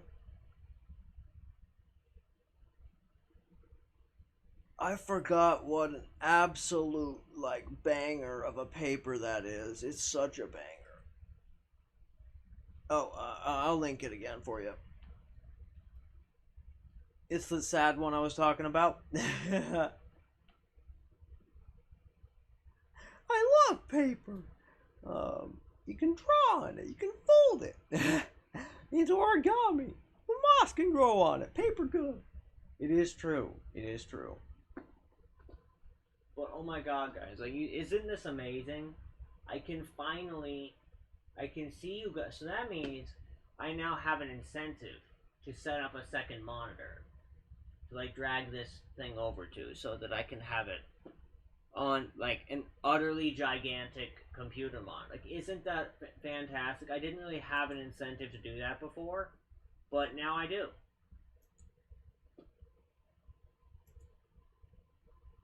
I am very happy. I am pleased.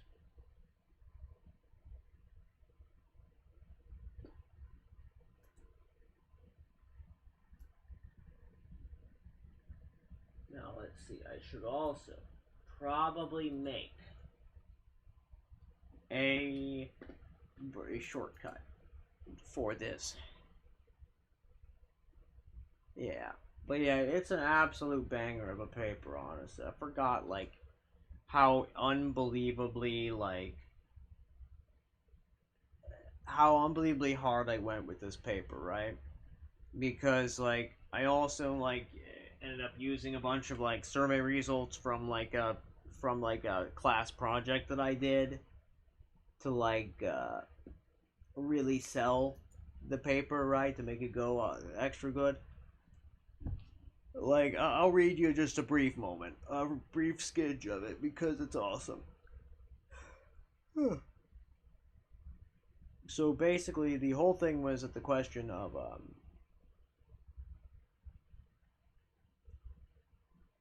I'll say that the American Society of International Pain Physicians, ASIP, are by far the most recent, comprehensive, detailed, thorough, and useful guidelines formulated on opioid prescribing in light of the national crisis for overdose deaths. Utilizing the ASIP guidelines in place of the older and far less comprehensive CDC guidelines would be advisable and beneficial to millions of suffering from chronic pain, and steps that can be taken to reduce the number of deaths resulting in illicit fentanyl analogs, such as carfentanil, that are driving these deaths. Taking quote-unquote high dose, an arbitrary distinction, Cronky and Cheville, 2017. Opioids off the market will only cause suffering and death at worst, and inconvenience to suffering at best, without reducing overdose deaths. This is especially true when one considers that the vast majority of quote-unquote overdose deaths involve illicit carfentanil and its analogs, not drugs prescribed by doctors, and as such, there's no rational reason to remove these life-saving drugs from the market or restrict access in any other manner, as has been proposed by the FDA and enacted by the CDC's Guidelines for Opioid Prescribing, 2016. which have indisputably resulted in a great deal of pain and suffering. Klein and Lamb, 2017. That's a paper I helped with.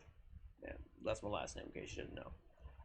The gaps and consistencies left in management of pain have been profound. In every state in the United States, since the implementation of the VA DoD guidelines and the CDC guidelines, patients have been expressing disturbing amounts of suicidal ideation on their social media sites, such as Twitter, Facebook, and comment threads of news articles. Their complaints and reasons for expressing such sentiments are always in relation to inadequate pain relief, typically because the doctors forcibly and voluntarily tapered them, a practice with no research showing benefit and plenty of research showing profound harms, as well as an abundance of testimonials. Yeet. And then I have my survey results on the next page, and they savage as fuck. But then I actually go into the proper, the proper shit, the proper everything, like the actual meat of the paper. Pretty smart, dude. My dragon, because you spitting fire right now. I mean, it's true, though, it's fucking true. It's true. Thank you.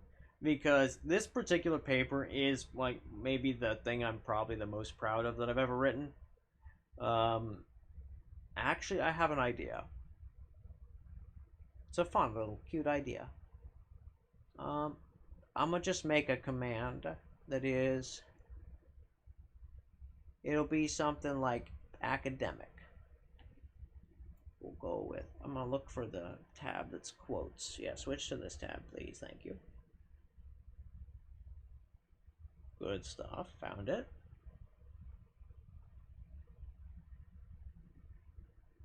And rather than the quotes, we can go chat commands. Add a new command.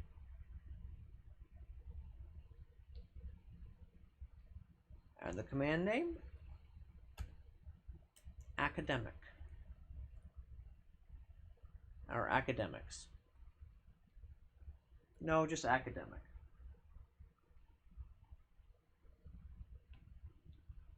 And this will be the thing that comes up.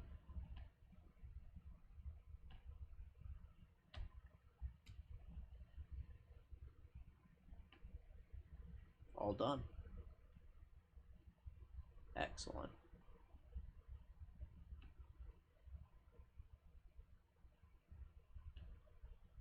Observe. Now, just academic. Wabam! The paper. Hell yeah! Just like that. Just like that. But yeah. Essentially, the paper basically just kind of goes into the Addiction and the Controlled Substances Act and Pretty some smart, historical dude. things about the process, right? And yeah,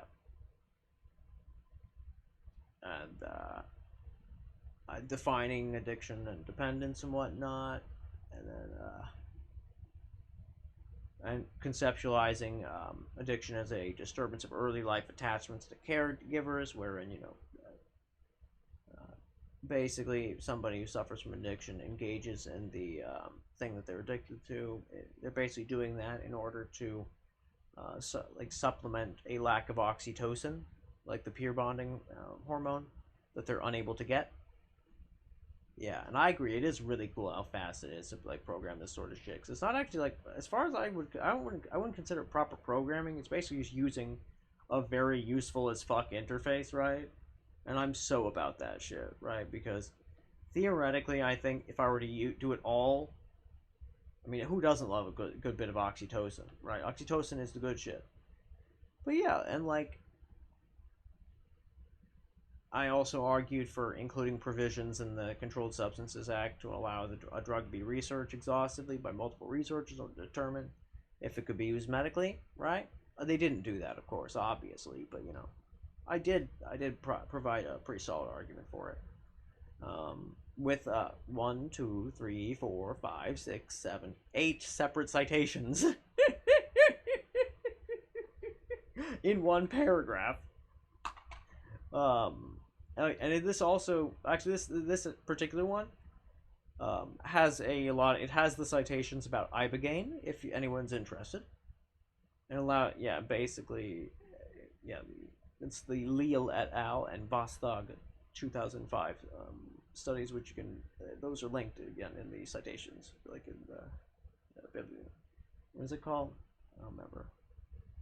Just the citation, I guess. The work cited, the bibliography is another word, but yeah. It's good shit. And, yeah, it's fantastic.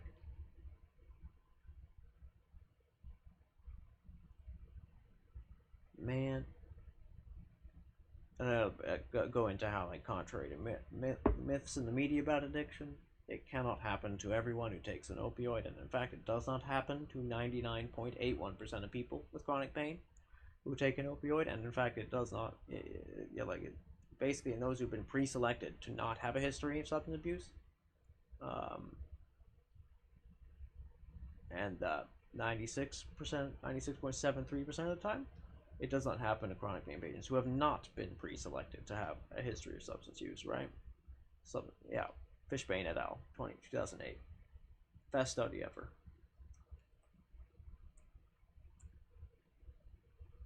And that particular finding has been replicated several times. Yeah, but like the Cowan 2003 goes into where? Yeah.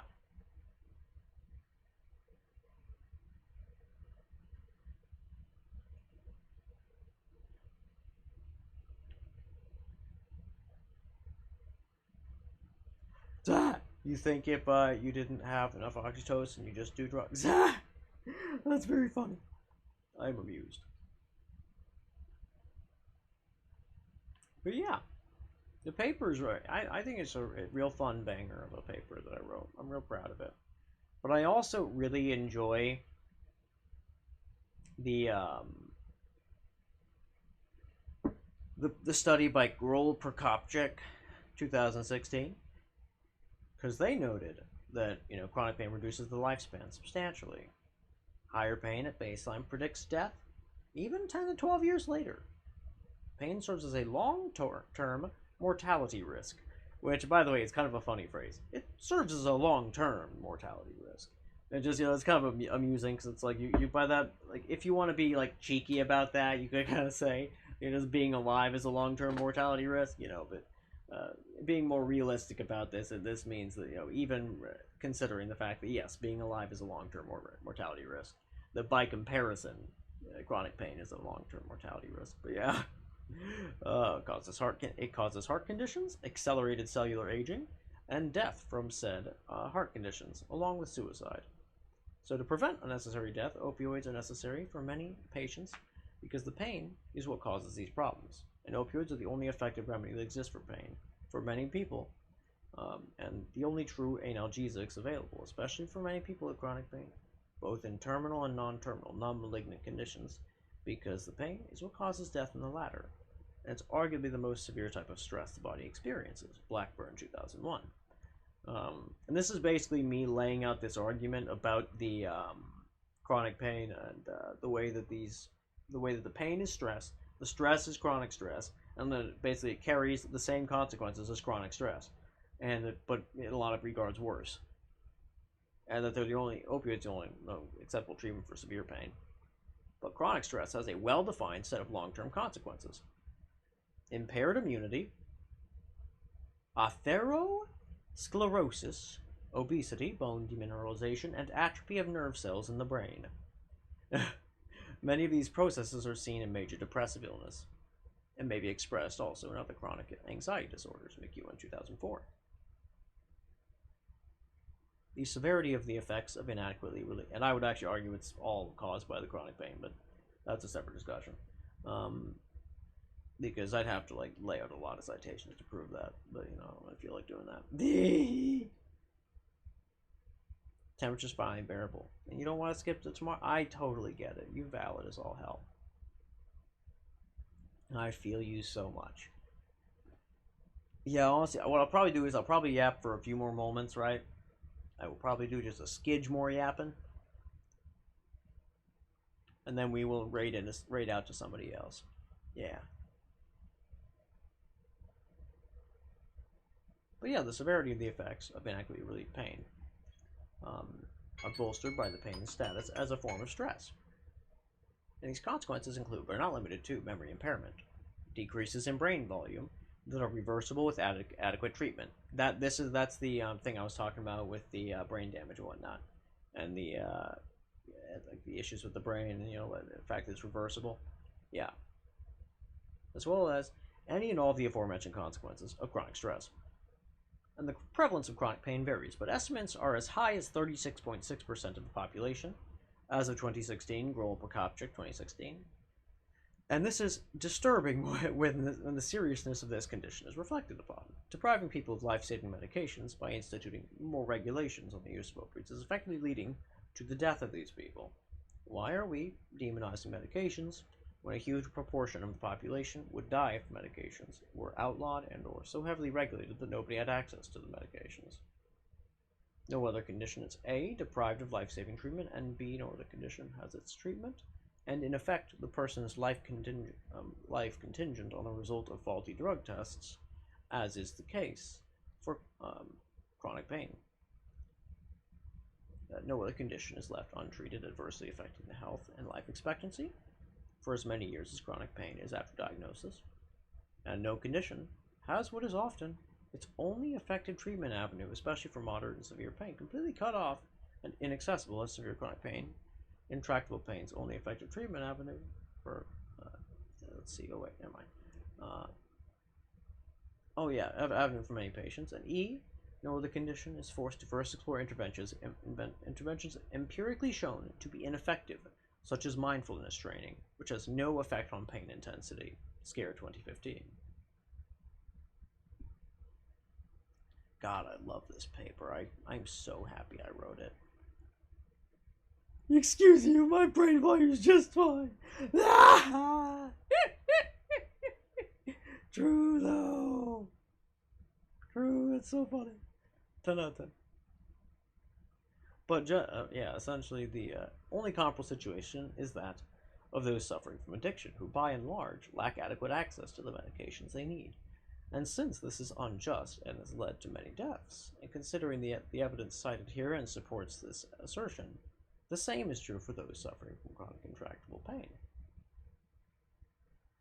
Chronic pain affects 116 million Americans, and all it takes for the majority of these people to become functional again is adequate pain relief, wrought by using opioid analgesics, which would relieve the majority of the $560 to $635 billion disease burden yearly, the largest disease burden of any one disease entity, according to the Institute of Medicine 2011.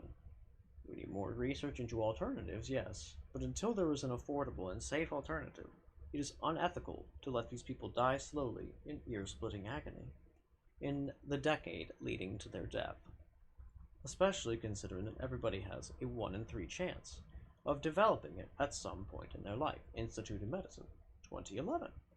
The result of the proposal at hand would be precisely this. Is that not the most savage bars that ever fucking dropped? Like, I feel like that shit just some savagery right there. I am so proud of that shit. Man. Like, I love that right now. Because then it was the, oh god, yeah. I went into an insulin comparison, right? Also, I will leave that one out because that particular one, it's a bit too savage. Yeah. So this is actually a really good point that is one of my favorite things about it.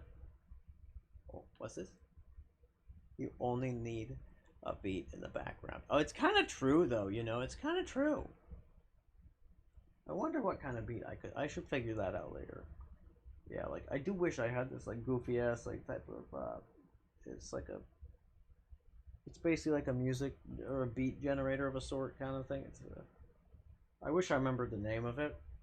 I probably have it somewhere, but, if I had that, I would just start doing it immediately, because it's fun. But basically, what I end up saying is using a risk of addiction as an excuse not to treat pain is invalid because pain interferes with the intrinsically rewarding nature of the opioid analgesics, according to Interisi 2002. and the rate of addiction in people with no history of addiction is 0.19%, and in populations not pre-selected, it is 3.27%. Fishbane et al., 2008, both of which are substantially lower than the population average. The Cochrane review on this topic comes to a similar conclusion, Noble et al., 2008. The people are not addicts, they are potentially functional members of society if their treatment is no longer denied to them. The number of opioids prescribed dropping is not a good thing. It should alarm all of you, telling you that the next time you're in pain it won't be relieved. And then, yeah, essentially going to go into the, yeah, honestly, that's like, this is probably the sadder section, so I'm going to skip it, frankly.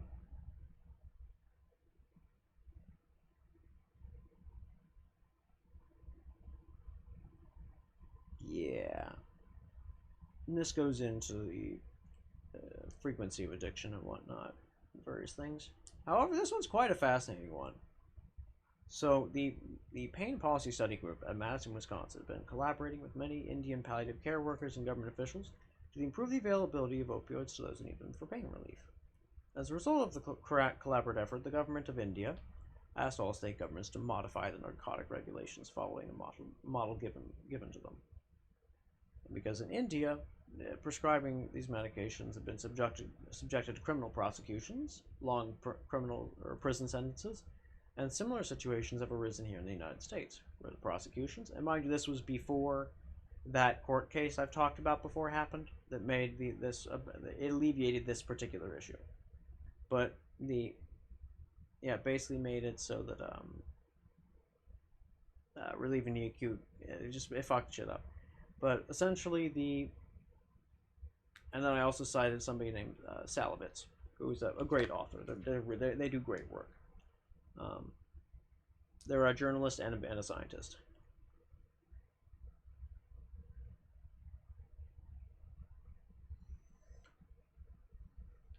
I go into how the fear of regulatory scrutiny is one of the largest barriers to adequate management of chronic pain, according to Rich with their 2000 study.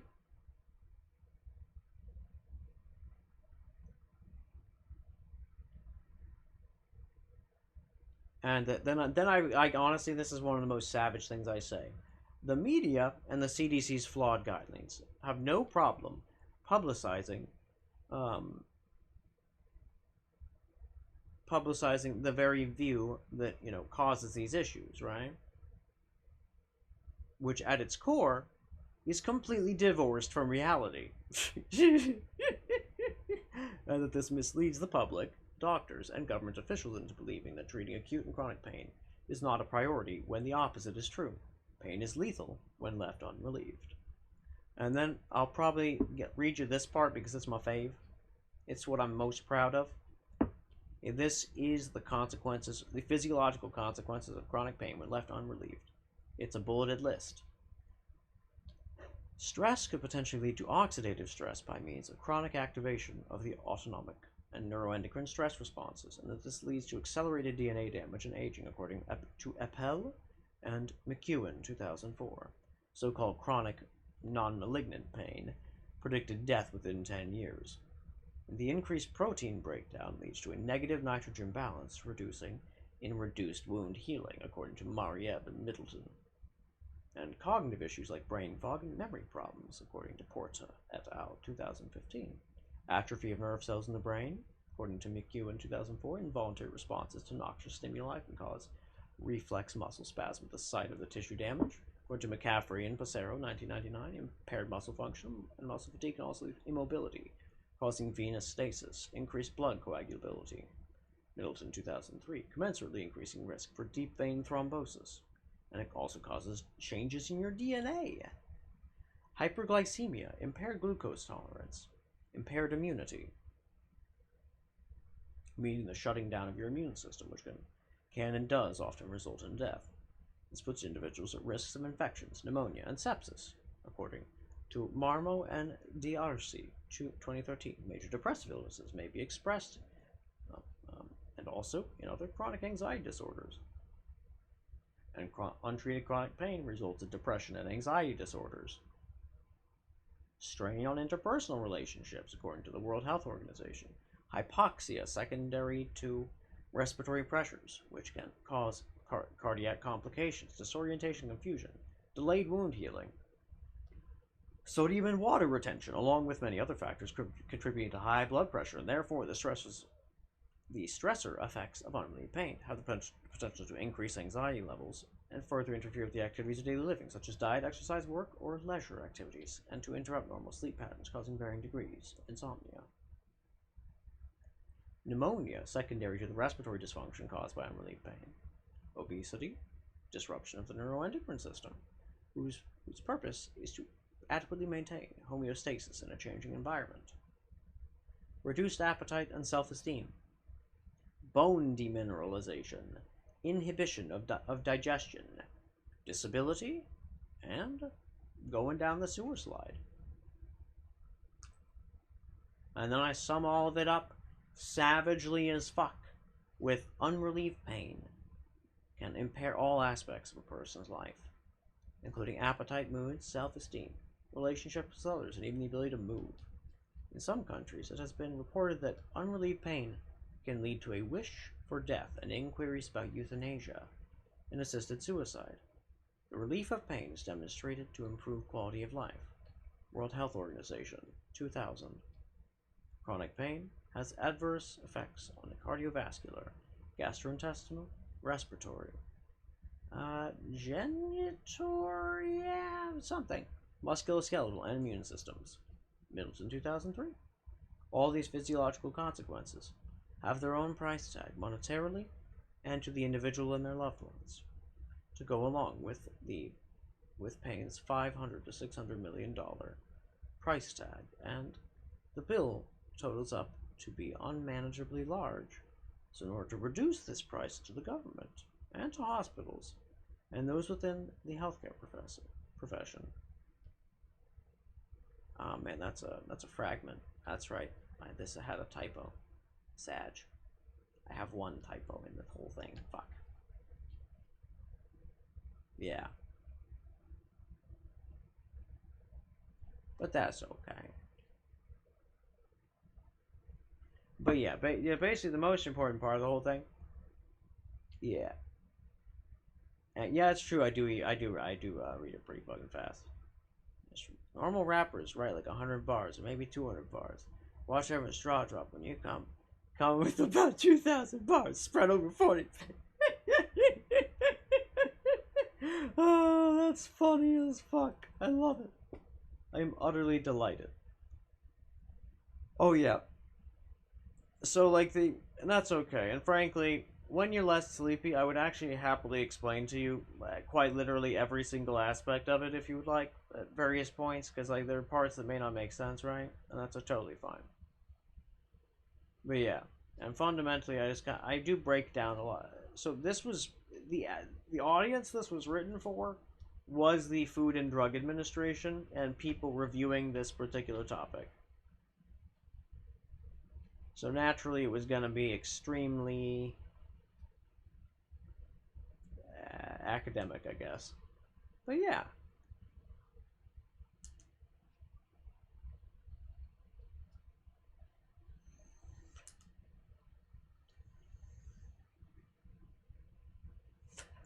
One of the most savage parts about this is I did at a few different spots use their own, use the Center for Disease Control's, yeah, and I personally would love to show you all those things, but you basically use the CDC's own data and arguments against them to disprove their own points.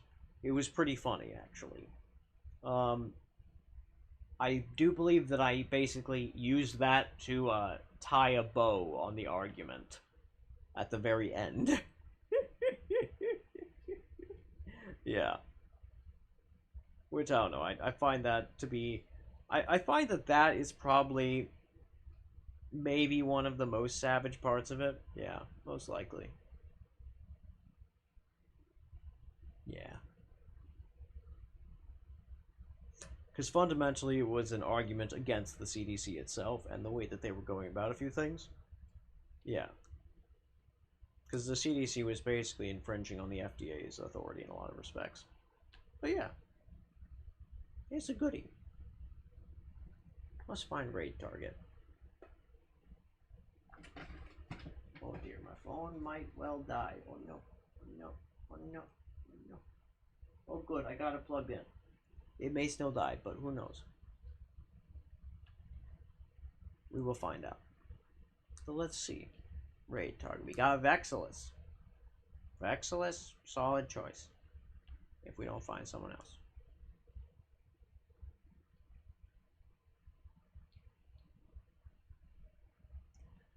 Eyewash is another good choice.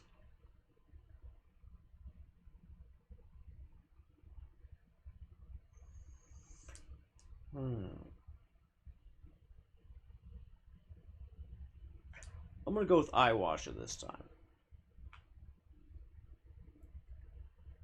Yeah, Eyewash is I think Eyewash is the call. Because Eyewash is a very sweet man. He doesn't stream that much. We're gonna go with a raid. And Eyewash is a sweet man. He's very chill. He's a long time.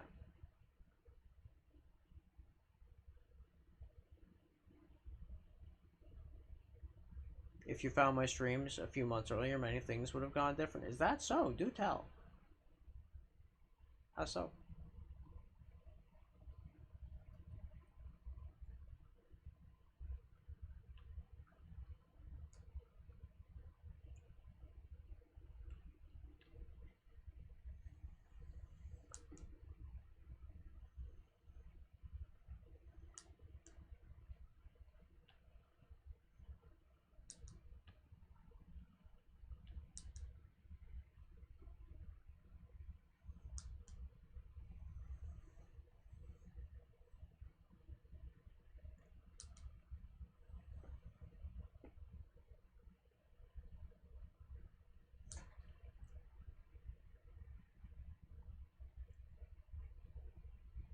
But yeah.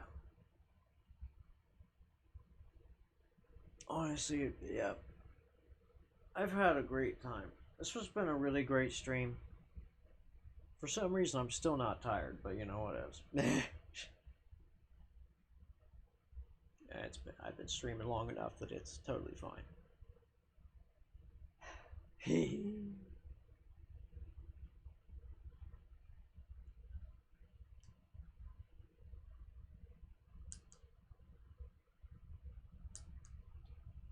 Main reason you didn't finish the 13th grade was because you couldn't manage your seminar, which basically required you to write a short. Yeah, I mean, I would have absolutely loved to have. I would have absolutely helped you do that for sure.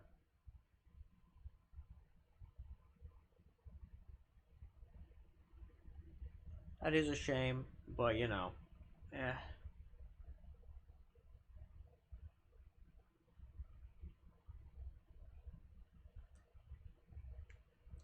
If you're allowed to retake it, I would. I mean, I'd be happy to help. Realistically, yeah.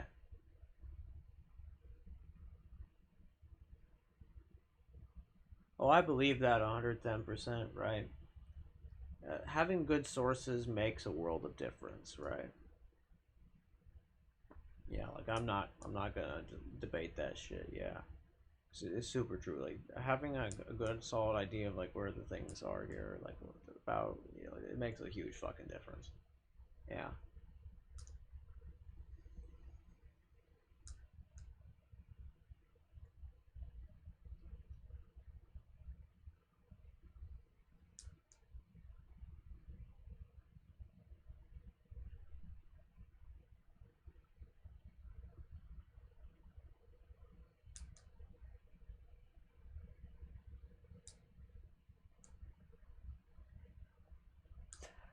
I agree. It has been an awesome stream. I will probably save it for the yeah, to the thing, and then probably your personal fave so far. Yeah, I mean, I think it's been a really good stream. Like I had a lot of fun, and I got a lot of good stuff done in the game, and just it's been a great time. Yeah, and I appreciate you a lot, Sleepu, and I appreciate the rest of y'all who stuck around. I hope you guys have a fantastic evening. Day was shit, but the stream kind of saved you. I'm really glad. That genuinely makes me smile. I'm really happy about that. Because, yeah, that's good shit. And I will probably add the stream sounds like here, right, just after stream. But yeah. I appreciate you, Shlifu. And I appreciate all you guys. And I will, in fact, have a nice evening. You better bet. Alright. I'm gonna go ahead and hit the little raid now button. Toodaloo, Shlifu. Have a lovely day.